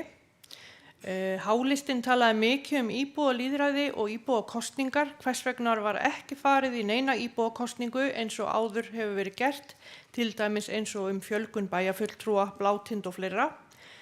Þegar að Vestmannaeyjabær keypti Íslandsbankahúsið þá var hluti þess selt aftur til lögfræðings bæjarins. Hvers vegna var það selt en ekki leigt út? Hvers vegna skipti H og E-listinn út Lúðvíki og Grími úr stjórn Herjólfs strax eftir kosningar? Og hvers vegna eru ekki lengur 2 ferðir á dag með flugi? Náðu þessu öllu? Já, það liggur við. Ef við byrja kannski bara á fyrstu 2 spurningunum. Hvers vegna var sambýlið ekki keypt í stað þess að leigja það dýrum dómi? Og Hálistinn talaði mikið íbúalýðræði og íbúakosningar. Hvers vegna var ekki farið í neina íbúakosningu eins og áður hefur verið gert, til dæmis eins og fjölgun bæjarfulltrúa og Blátind og fleira? Og byrjum bara á fyrir Heimaey. Ég held að sé næstu búið að svara báðum þessum spurningum, kannski verið búið að senda þér áður en varðandi af hverju var sambýlið ekki keypt, ég svaraði því áðan og leigt dýrum dómi, ég held að sé nú alveg bara mati við því hvort að leigan sé dýrið ekki þarna en varðandi íbúakosningarnar þá svörum við því hérna áðan og það er tölverð breyting á lagaumgjörðinni kringum íbúakosningu og íbúakosningarnar sem hún sjálfsagt að vísa til sem voru áður hérna þar sem að maður var verið að kjósa hérna minni mig eitthvað undir Löngu og hótelið, það er ekki það sem samkvæmt lagana hljóða íbúakosning í dag, hún tölvert flóknari en bara það hefði verið frábært að fara íbúakosningu á síðasta kjörtímabili en það var því miður ekki gert en ég alveg klára því að fólk getur kosið ef að það það mál sem að því efst í huga að bæjarfulltrúum hafi verið fjölgað í 9 að þá mjög auðvelt að nota bara þessa kosningar til að kjósa það. Eyjalistin, viljið þið bæta ykkur við? Varandi Íris er náttúrulega búin að svara þessu með sambýlið. Mér langar nú samt að taka fram að ég vildi nú óska frekar að umræðan snerist frekar það að við erum búin að bæta við fleiri einstaklingsíbúðum í félagslegu leiguhúsnæði sem var svo sannarlega þörf á. Þannig að þar vorum við algjörlega að taka á þeim málum. En já, ég held við höfum ekkert við neinu öðru að bæta en það sem Íris sagði. Vill Sjálfstæðisflokkurinn tjá sig eitthvað um þetta? Viljið þið eitthvað? Nei, ok. En þegar Vestmannaeyjabær keypti Íslandsbankahúsið, þá var hluti þess selt aftur til lögfræðings bæjarins. Hvers vegna var það selt en ekki leigt út? Og hvers vegna skipti H og E-listin út Lúðvíki og Grími úr stjórn Herjólfs strax eftir kosningar? Byrjum bara á hérna E-listanum.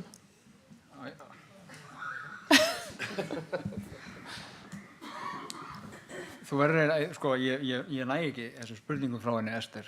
Hver var fyrir spurningin? Ég náði seinni spurningunni og ég get sagt bæjarstjórn skipar stjórn Herjólfs OHF og skipaði stjórn Herjólfs OHF eins og hún taldi hana best mannaða. Það er svarið við seinni spurningunni. Fyrir spurningin er sérst þegar Vestmannaeyjabær keypti Íslandsbankahúsið, þá var hluti þess selt aftur til lögfræðings bæjarins. Hvers vegna var það selt en ekki leigt út? Þetta er ekki rétt. Þegar Vestmannaeyjabær keypti hluta Íslandsbankahússins þá keypti lögmannsstofan hinn hlutan á móti Vestmannaeyjabæ, með Vestmannaeyjabæ í þessum kaupum. Þannig að forsendur í spurningunni eru rangar, en þannig var þetta. Ok, og eru þið bara sammála um það? Eða vilt þú bæta ykkur við, Íris? Nei, ég held ekki. Ok. Ég myndi vilja fá að bæta kannski við. Já, gjör svo vel. Bara okkar aðkoma að þessu var bara að við mótmæltum allan tíman að þessi húseign yrði keypt og það er bara ágætt að það sé sagt hérna. Okkur fannst þetta óþarfi og það er ekki rétt hjá Írisi sem kom fram hérna áðan að það væri alltaf búið að vera samstaða í bæjarstjórn um að vera með húseignir því að við vorum ekki sammála því að kaupa Íslandsbankahúsið. Já, ok, en hérna voruð þið búin að svara með Lúðvík og Grím fyrir Heimaey? Bara sama og Njáll sagði, sko, það var náttúrulega Sjálfstæðisflokkurinn sem að hætti við að skipa hann fyrst, svo var hann í 1 ár og svo var stjórnin í hvert skipti sem að stjórnin er kjörin, þá er það eins og bæjarstjórn telur hana best mannaða. Þannig að ég held að það sé nú bara svarið. En hvers vegna eru ekki lengur 2 ferðir á dag með flugi? Byrjum bara á þér, Íris. Vegna þess að það hafi ekki verið 2 ferðir á dag með flugi tölvert lengi, löngu áður en við tókum við sem meirihluti, sko. Þannig við skulum bara hafa það á hreinu, þannig að það er nú ekki á borði bæjarstjórnar að ákveða flugferðir til og frá Vestmannaeyjum, en það er algjörlega klárt að það er þörf á því og staðan er einfaldlega þannig og það er nú eitt af því sem er held ég mikilvægt að koma hér fram að við erum búin að vera tölvert lengi í viðræðum við samgönguráðherra sem heitir núna innviðaráðherra, ég ræfum orðinu og hann hefur tekið mjög vel í það að fara í ríkisstyrkt flug og eins og vonandi þessum frambjóðendum er kunnugt að minnstakosti bæjarfulltrúum Sjálfstæðisflokksins er kunnugt það að það er komið það langt í ferlinu og við höfum rætt það í bæjarstjórn að núna í maí, júní verður ríkisstyrkt flug til Vestmannaeyja boðið út. Það er búið að ná samkomulagi það, það er búið að kanna það. Það er leyfilegt að styrkja 2 samgönguleiðir. Ráðuneytið þurft að kanna það gagnvart Evrópulöggjöfinni. Það þarf að fara með flugið í útboð á Evrópska efnahagssvæðinu. Það á að klára skýrsluna, Analytica er að gera skýrslu. Þetta mál er komið mjög langt. Það er algjörlega óásættanlegt að hér sé ekki flug. Og það er ágætt að vita það því Eyþór talaði hér í ræðu sinni áðan að það ætti að nú myndi flugið hætta 30. maí og þau vildu stefna það að flugið myndi hefjast aftur í haust. Og það er auðvitað dagsetningin sem er í þessu útboði á þessu ríkisstyrkta flugi og er búin að vera á borðinu núna í meir en hálft ár. Vegna þess að þegar þetta kemur upp í haust að Icelandair hættir að fljúga líka, að þá var náttúrulega farið á fullt í þetta mál. Og þetta er bara í ferli og þetta er komið. Og það er bara engin örugglega hér inni sem að ætlar að, samþykkja það að hér verði ekki flug, sko.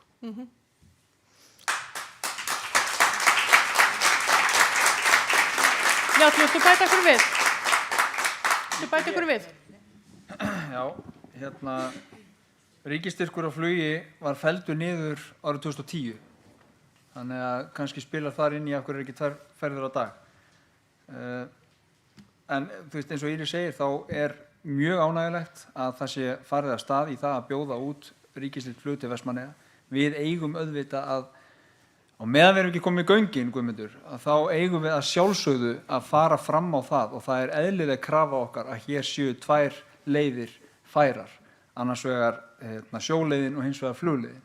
Þannig að ég bara tek undir með Ester, það á að vera flogið hingað, það á að vera reglulegt, virt flug fram og tilbaka á hverjum einasta degi. Það okkar krafa og ég held að það sé bara virkilega ánægjulegt og við getum öll glaðst yfir því að nú sé þessi ríkisstyrkur að komast á aftur sem hefur verið í burtu í 12 ár.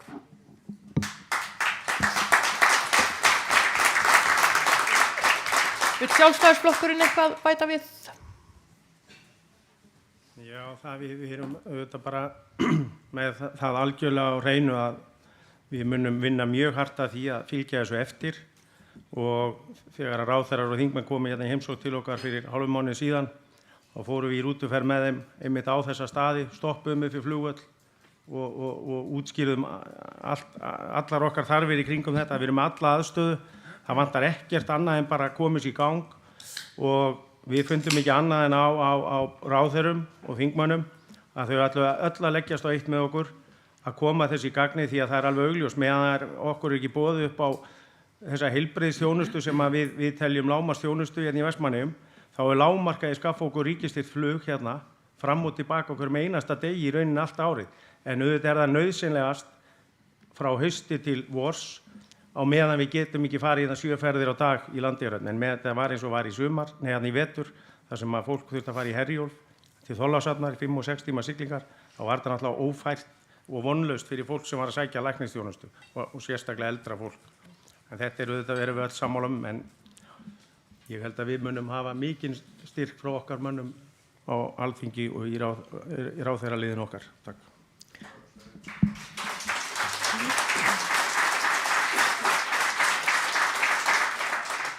Þannig að síðasta spurningin í bili frá á netinu.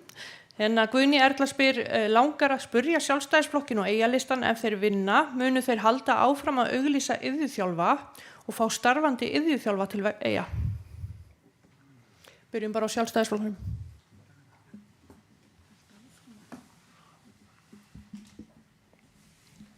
Ég bara verð að segja alveg eins og að við vinnum að öllum góðum málefnum en ég skil ekki spurninguna, segja hann aftur.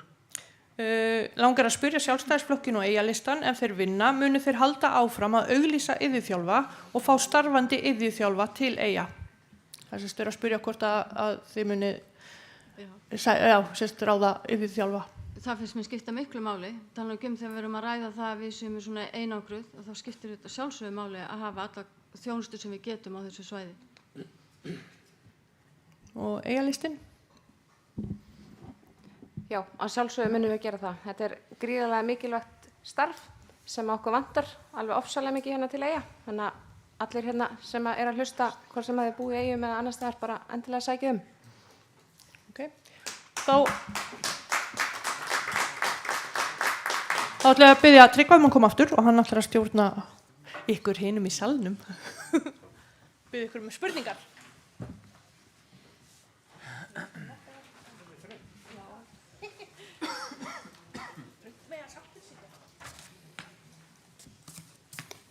Takk fyrir þetta, Alma. Við ætlum að enda þetta hérna með að fara einn hring og fá hérna 2 fyrirspurnir úr sal og svo bara komið að loka orðum frá framboðunum. Þannig að tíminn hefur flogið og hún langt gengin í 10, þannig að við skulum rúlla hérna og fá 2 fyrirspurnir og 2 til 3 fyrirspurnir úr sal og það hérna búið að biðja orðið Angantýr, við byrjum þarna og förum svo hérna. Ingibergur heiti ég. Ég er með 3 spurningar hérna. Fyrst að það var að tala 20 íbúðir fyrir aldra. Hvar þetta hugsað að þessar íbúðir verði? Svo annað, það var að tala að moka hraunin í burtu til þess að auka pláss fyrir íbúðir. Hver samstaða allra flokka í þeim málum? Og hvernig með íbúðir eða hús sem í niðurnýslu? Hvað á því? Hvernig Það var ganga frá því og þau hús að verða. Takk. Takk fyrir þetta, Ingibergur. Það var búið að biðja orði hérna.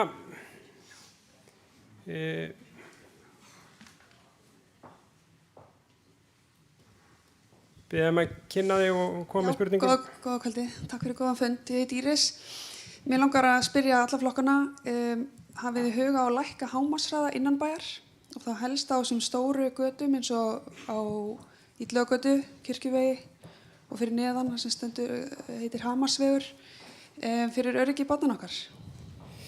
Takk fyrir þetta. Þar sem eru komna 4 spurningar fram núna þá ætla ég senda boltan upp á pallborð og við byrjum að hálistan með þessu sinni.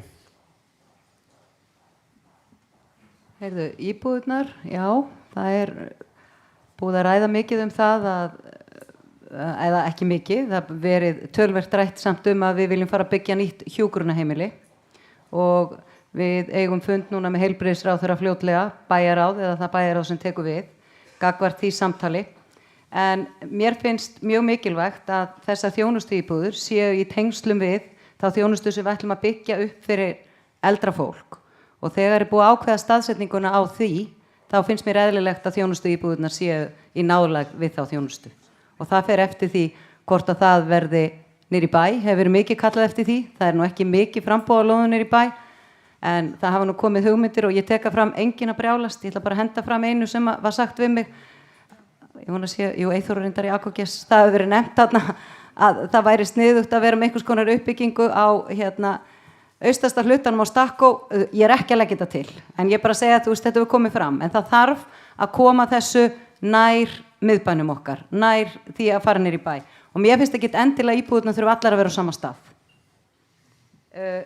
Varðandi hraunið, þá er þetta svæði í aðalskipulagi sem klárað var núna og unnið frá 2015 til 2018 og var í rauninni búið að klára áður en við tökum við, þá er þetta þróunarsvæði og í því er lagt upp með að skoða hvað er hægt að gera, hvaða möguleikar er í hrauninu og ráðið var nú allt sammála að fara í það, að skoða það, umhverfis- og skipulagsráð og í framhaldinu að fara svo í kosningum hvort eigi að fara þarna inn.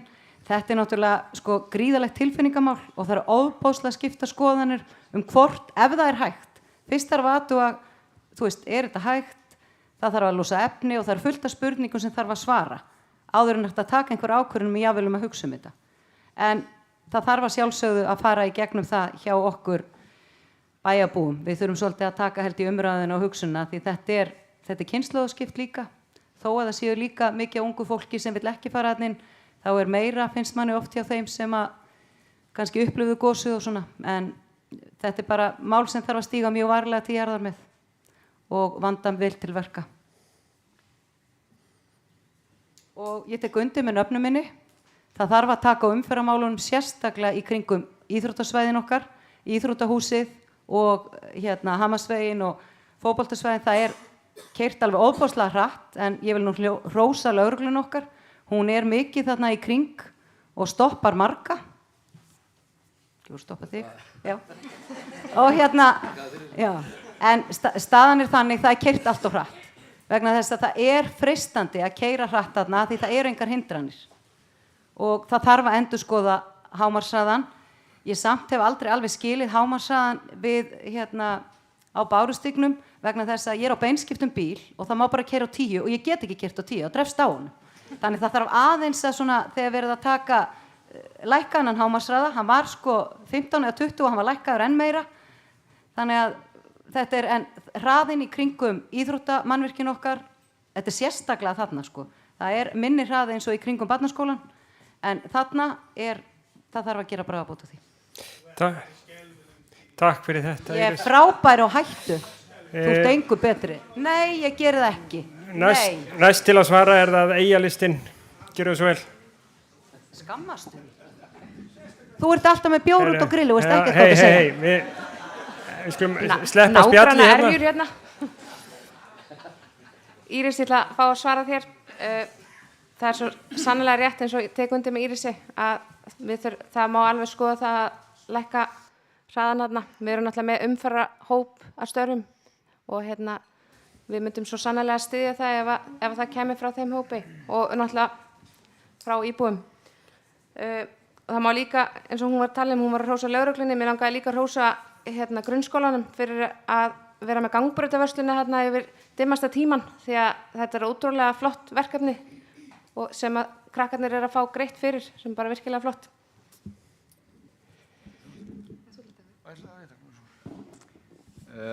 Þá ætla ég að svara Ingibergi og þakka fyrir spurninguna. Varðandi hús í niðurníðslu og eitthvað sem að sveitarfélagi getur gert, ef ég skildi þið rétt, ef ég misskildi ekki, eitthvað sem að sveitarfélagi gert til þess að þrýsta á til að verði lagað eitthvað svoleiðis. Það er alltaf erfitt, bara svona svo það sé sagt, vegna þess að það sem að einum finnst fallegt, það finnst öðrum ekki fallegt eins og gengur og gerist. En ég fór aðeins inn á það í upphafi fundarins að það er ýmislegt sem að sveitarfélagi getur gert. Við getum byrjað á því sem að snýr að okkur með götuna, gangstéttar, lýsingu og annað og reynt að gera það. Það oft fylgir því að fólk fer svona að bregðast við því og svona færa í kringu sig og annað. Það er hægt að búa til einhverja hvata fyrir fólk og fyrirtæki til þess að færa umhverfið sitt og við höfum lengi svona rætt það. Þannig að það er ýmislegt sem þetta er að gera og við þurfum bara, eins og ég sagði upphafi, við þurfum bara að fara í það, í samtal það, hvernig við náum árangri í þeim málum. Fyrsta spurningi var þjónustuíbúðir. Við höfum ekki sett okkur einhverja endanlega kannski staðsetningu, við viljum sjá þetta miðsvæðis. Við sjáum það að þessi hópur sem að þetta er hugsað fyrir vill helst vera í miðbænum og þannig að ég held að það sé alltaf fyrsti kostur hvað þetta varðar. Eftirspurnin er þar en annars er það ekki kannski eitthvað sem er búið að negla niður endanlega. Ég ætla ekki að fara inn í Arineldin með Írisi með því að nefna Stakko þó að sú hugmynd hafi vissulega komið upp. Varðandi það að moka hrauninu í burtu, þarna er að ræða þróunarsvæði. Það fylgja þessu ákveðin tækifæri en það eru vissulega, það eru vissulega svona eitt og annað sem stendur í vegi fyrir áður en þetta getur hafist. Ég held að umræðan hér í bænum, umræðan í bæjarstjórninni og í ráðum og meðal íbúa, hún er í rauninni ekkert farin af stað. Þetta var bara ákveðið þarna í skipulagsráði að þarna erum við með þróunarsvæði sem við svona ætlum að skoða. Ef mér skjátlast ekki að þá var umhverfis- og skipulagsráð sem að lagði það til og samþykkti það að þetta mál myndi fara í íbúakosningu. Þannig að ég held að umræðan er komin svolítið lengra heldur en áformin að byggja á þessu svæði og moka þessu hrauni burt. Við erum ekki komin þangað, það er enginn að fara að moka þarna í burtu strax og það verður ekki gert áður en að umræðan fer almennilega fram svæðið. Þannig að svo það sé sagt. Takk fyrir þetta Njáll og Helga Jóhanna. Þá er það D-listi að svara Írisi og Ingiberg. Gjörðu svo vel. Við byrjum á bara með hraunið, að moka hrauninu í burtu. Það er ekki á dagskrá hjá okkur á næstunni allavega. Okkur finnst það ekki vera eitt af því sem að, ef við tölum forgangsröðun, þá er ekki komið að því. Því að bara við það að hafa tekið eitt símtal á verktaka sem að mokar rúmmetrum af grjóti frá A til B, að þá talar hann að þessi 680.000 rúmmetrar kosta 700-800 milljónir lágmark að flytja þetta í burtu. Þannig að þetta er bara tala sem að skýtur svona verkefni bara aðeins í pásu í mínum huga. Ég var í umhverfisráði þegar að þessi tillaga kom fram að skoða þessa hugmynd hvort það væri hægt að deiliskipuleika inn í þessu plássi sem grafið og þetta voru allir bara sammála því að skoða það á pappír en þegar að kom í ljós hvað þetta væri dýrt bara að moka þessu hrauni í burtu og þær upplýsingar að þetta efni nýtist ekki í þá góðu framkvæmd sem við vorum að vonast til sem heitir stórskipahöfn, þá þetta út á borðinni og okkur í bíli allavega og við viljum til að stækka byggingasvæði hérna þá í Eyjum, þá erum við bara með okkar plönum náttúrulega löngu lág að deiliskipuleggja íbúabyggð þar. Ég held að það hef ekki verið samþykkt að setja þetta í íbúakosningu í umhverfis- og skipulagsráði, heldur kom það tillaga frá mér og Margréti bara að hvort þetta væri ekki tilvalið til að fara í íbúakosningu. Þannig ég held að þetta hef nú ekki verið samþykkt frekar en annað sem við höfum komið með þar.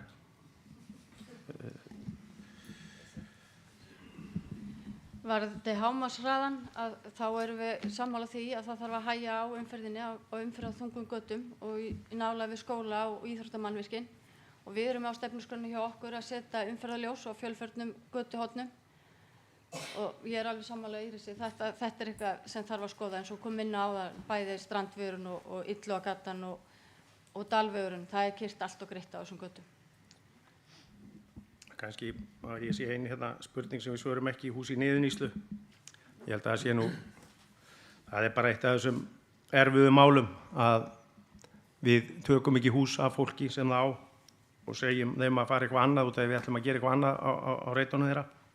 En sannarlega getum við unnið að því að kaupa svona eignir og reyna að hjálpa fólki við að koma sér í önnur úrræði og leið að deiliskipuleggja þá eitthvað upp á nýtt og það er inn í okkar stefnuskrá að finna svona reiti miðsvæðis þar sem við getum búið til íbúðakjarna fyrir 60 pluss 10-15 íbúðir sem væri selt á frjálsum markaði. Þannig að það er svona okkar leið við að reyna að fækka þessum húsum í niðurnýslu en þetta er ekki gert á núleitni eins og maður segir. Þetta er oft erfitt að klára svona samninga.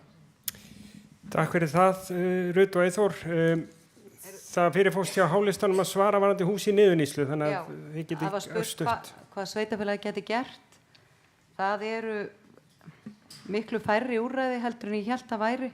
Ef að hús sem við teljum í niðurnýslu eru hættuleg eða slysahætta eða eitthvað svoleiðis, þá getur sveitarfélagi gripið inn í.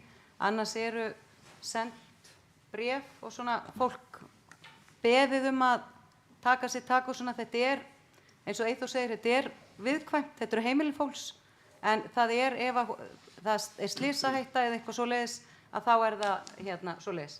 Og ég vil bara fá að benda á það að það er ekki rétt að efnið það er ekki hægt að nota í klæðningu en það er hægt að nota það í fyllingu samkvæmt skýrslu sem var gerð í kringum 2005 og 2007 en reyndar finnst ekki skýrslan í skjalakerfi Vestmannaeyjabæjar en það er alveg ljóst að í því er hægt að nota þetta í uppfyllingu en ekki í klæðninguna sjálfa.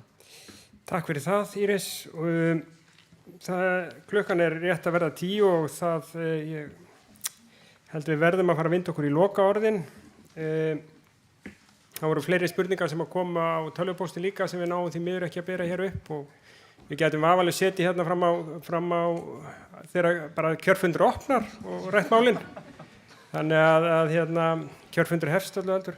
En þá er bara næst að draga röð á hverjir byrja lokaorðin og á ég að draga.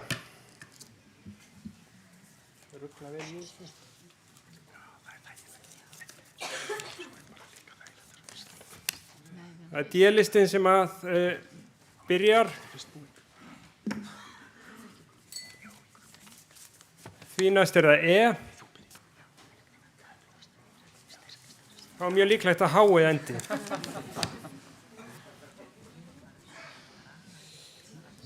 Þá vindum við okkur í það. Það eru 3 mínútur á hvert framboð og það er D-listin sem byrjar og það er Ruth Haraldsdóttir. Þegar það eru 30 sekúndur eftir þá slær Katalefi létt í glasið hérna til að láta vita.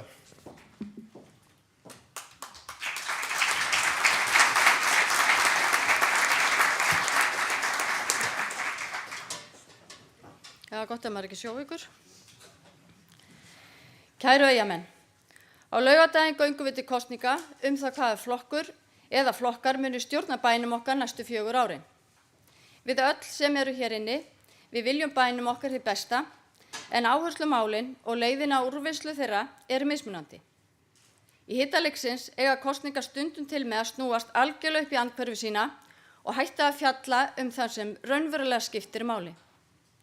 Allt í einu fara persónur og leiköndu frambóð að þvælast fyrir og eftir stendur aðalatrið, bæjarbúar sjálfir og þjónustan við þá. Umræður fara að snúast menn en ekki málefni og fortíðarhjal aftur af framtíðinni. Við erum og höfum alltaf verið flokkur framtíðar.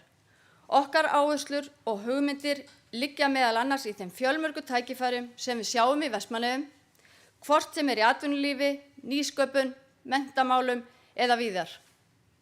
Við viljum fara vel með sameiginlega sjóði sveitarfélagsins því þeir eru undirstaða öflugrar og góðrar þjónustu. Við búum í dag við þá velsæld sem fulltrúar okkar flokks unnu að í þágu bæjarins. Við trúum því einnig að kosningarnar snúist í raun svo miklu meira en bara einstaka loforð og útfærðar áætlanir. Við trúum því að val kjósenda snúist andrúmsloft samfélagsins. Andrúmsloft sem áður ýtti undir samstöðu, baráttuhug og siguranda okkar á öllum sviðum. Við erum listi sem samastendur af 18 öflugum einstaklingum sem hafa mismunandi áherslur en öll höfum við mikla trú á samfélaginu. Vitum hvað skóinn kreppir og viljum leysa úr læðingi þau fjölmörgu tækifæri sem leynast í samfélaginu og leiða þetta samfélag til móts við framtíðina. Við bjóðum ykkur valið því okkur annt bæinn okkar og framtíð hans. Við skulum líka hafa það hugfast að það pláss fyrir okkur öll í þessum bæ og líka fyrir miklu fleiri. Við erum hagsýn, við erum framsýn og við erum bjartsýn á framtíðina. Og mér langar í lokin að þakka hinum flokkunum fyrir heiðarlega og dyggilega kosningabaráttu hingað til. Vonandi getum við átt gott samstarf í framtíðinni. Við erum hér fyrir ykkur og okkur sjálf því hér eigum við öll heima. XD á laugardaginn.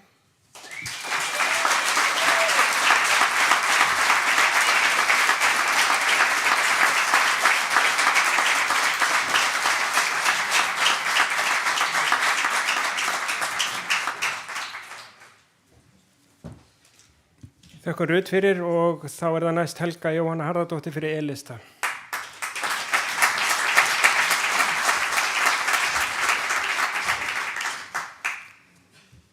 Kæru bæjarbúar, Eyjalistin framboð sem stendur við gefin loforð.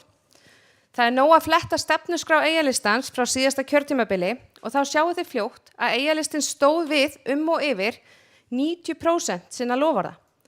Við lofum ekki hlutum sem við ætlum okkur ekki að standa við. Fingraför Eyjalistans sáust heldur betur á skólamálum. Við bættum heilmikið í stoðþjónustu skólans, við hófum innleiðingu í tækni og fórum úr því að eiga örfá tæki í skólanum yfir í að vera komið með tæki fyrir hvern nemanda. Leikskólagjöld ásamt gjöldum fyrir frístund og skólamáltíðir stóðu í stað. Við erum farin af stað með menntarannsóknarverkefni Kveikjum neistann sem gríðarlega áhugavert og spennandi verkefni sem vekur áhuga á landsvísu. Við erum byrjað á því ferli að byggja við Hamarsskóla og þá mun tónlistarskólinn flytja í það húsnæði. Og nú komið að uppbyggingu leikskólana. Þar verðum við að hugsa til frambúðar. Við byggðum nýja slökkvistöð með stórbættri starfsmannaaðstöðu. Við tókum ráðhúsið í gegn og nú styttist í að sú starfsemi flytji aftur tilbaka ásamt fágætisafni og fundaraðstöðu. Við tvöföldum frístundastyrkinn og hófum samstarf við Janus heilsueflingu fyrir 65 ára eldri. Það verkefni á eftir að skila okkur hraustari og ánægri íbúum. Fjárfesting sem borgar sig margfalt. Við hrestum upp á gömlu leikvellina sem voru í útrýmingarhættu og mun fleiri slíkir vellir bætast við á eyjunni. En það má bæta við að nú komin glæsilegur hreistivöllur við íþróttahúsið. Við þurfum að huga að framtíðinni þegar kemur að eldra fólki og þess vegna vill Eyjalistin byggja 20 nýja þjónustuíbúðir fyrir aldraða ásamt því að í samstarfi við ríkið að byggja nýtt hjúkrunarheimili. Helsta markmið okkar að styðja við eldra fólk svo að geti búið sem lengst í eigin húsnæði því öll vitum við að okkur líður best heima hjá okkur. Við hófum átak í aðgengismálum og ætlum okkur að gera enn betur á því sviði. Einnig ætlum við að bæta aðstöðu fyrir frábæra fólki okkar á heimæi í hæfingastöðinni. Við þurfum líka að huga að samgöngum og það ánægjulegt að flugi að vera ríkisstyrkt hjá okkur og vonandi kemur það til með að lyfta flugsamgöngum á hærra plan. Við þurfum að klára rannsóknir á jarðgangagerð til þess að fá úr því skorið hvort við getum farið í það risastóra og stórefnilega verkefni. Við viljum hlusta á raddir íbúa og höfum því reglulega verið með íbúafundi. Það líka ánægjulegt að sjá niðurstöður og þjónustukönnunum síðustu ára. Þar kemur fram að bæjarbúar eru mjög ánægðir með langflesta þjónustu sem bærinn býður upp á, þó auðvitað megi alltaf gera betur. Ég vil ítreka það, eins og fram hefur komið, að það auðvelt að sjá ábyrga fjármálastjórn ársreikninga bæjarins eru skoðaðir. Við í Eyjalistanum höfum metnað fyrir verkefnum næsta kjörtímabils og verum þekkt fyrir að framkvæma hlutina með heilum en ekki hálfum hug. Við þurfum á ykkar atkvæði að halda.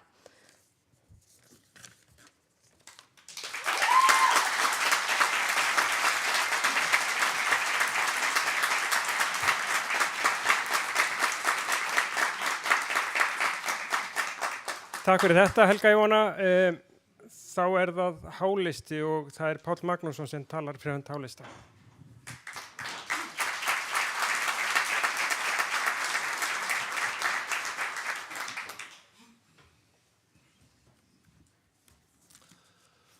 Fundarstjórar og góðir Eyjamenn, þakka ykkur öllum fyrir málefnalegan og til þess að gera friðsaman fund. Ástæðan fyrir því að ég gekk til liðs við hálistan fyrir Heimaey einföld. Í 4 ár hef ég hort upp á þann meirihluta sem að myndaður 2018 undir forystu hálistans ná undragóðum árangri við stjórn bæjarins. Það gildir jafnt stjórn eigin mála og gæslu þeirra hagsmuna sem við eigum undir ríkisvaldinu. Öll 4 árin skilaði bærinn jákvæðum rekstrarafgangi þrátt fyrir ytri áföll eins og COVID og loðnubrest. Jafnframt þessu voru álögur á borð við leikskólagjöld og fasteignaskatta lækkuð. Sem dæmi má nefna að 2017 voru leikskólagjöld hér í Vestmannaeyjum þau hæstu á landinu en eru núna í 7. sæti. Því hefur verið haldið fram að gengið hafi verið á sjóði bæjarins í einhvers konar óráðsíu. Þetta augljóslega röng staðhæfing. Aldrei hefur verið gengið á eignir til að fjármagna rekstur, enda hefur hann verið jákvæður öll 4 árin. Hitt rétt að peningalegum eignum hefur í nokkru mæli verið breytt í fasta fjármuni og betri innviði, en það ekki eignarýrnun, það fjárfesting til framtíðar. Þetta ábyrg fjármálastjórn, þetta ábyrgur rekstur á bæjarfélagi. Sama máli gegnir hagsmunagæslu gagnvart ríkisvaldinu. Hún hefur verið þétt, ákveðin og árangursrík. Það sjáum við núna best þessa dagana. Raungerast í samgöngumálunum, það að koma nýtt og fullkomið dýpkunarskip sem mun komast miklu nær því að halda Landeyjahöfn opinni allan ársins hring en við höfum áður kynnst. Og það sér fyrir endan á síðari hluta úttektar á Landeyjahöfn sem síðan verður leiðavísirinn að lagfæringum. Jafnframt þessu hafa verið gefin út fyrirheit eins og framkom hér áðan að ljúka fýsileikakönnun á gangnagerð milli lands og eyja. Og verið að ljúka undirbúningi fyrir útboð á ríkisstyrktu áætlunarflugi sem gert ráð fyrir að hefjist núna í haust en var aflagt 2010. Þetta eru allt dæmi hversu vel hefur tekist til hagsmunagæslu gagnvart ríkisvaldinu á þessu sviði. Að öllu saman teknu hefur náðst frábær árangur undir forystu hálistans á því kjörtímabili sem nú að líða. Og það gefur fyrirheit enn betri árangur næstu 4 árin ef við Eyjamenn sýnum skynsemi á laugardaginn. Það blandast fáum hugur það að Íris Óbisdóttir bæjarstjóri hefur staðið sig fádæma vel í starfi og vaxið með hverri raun. Og það hefur verið tekið eftir þessu víðar en hér í Vestmannaeyjum. Við skulum tryggja að Eyjamenn muni áfram njóta krafta hennar með því að kjósa hálistan á laugardaginn. Það engin önnur leið til þess. Við vitum vel hvað við höfum en vitum eiginlega ekkert hvað við fáum. Betri Eyjar fyrir alla. Takk fyrir mig.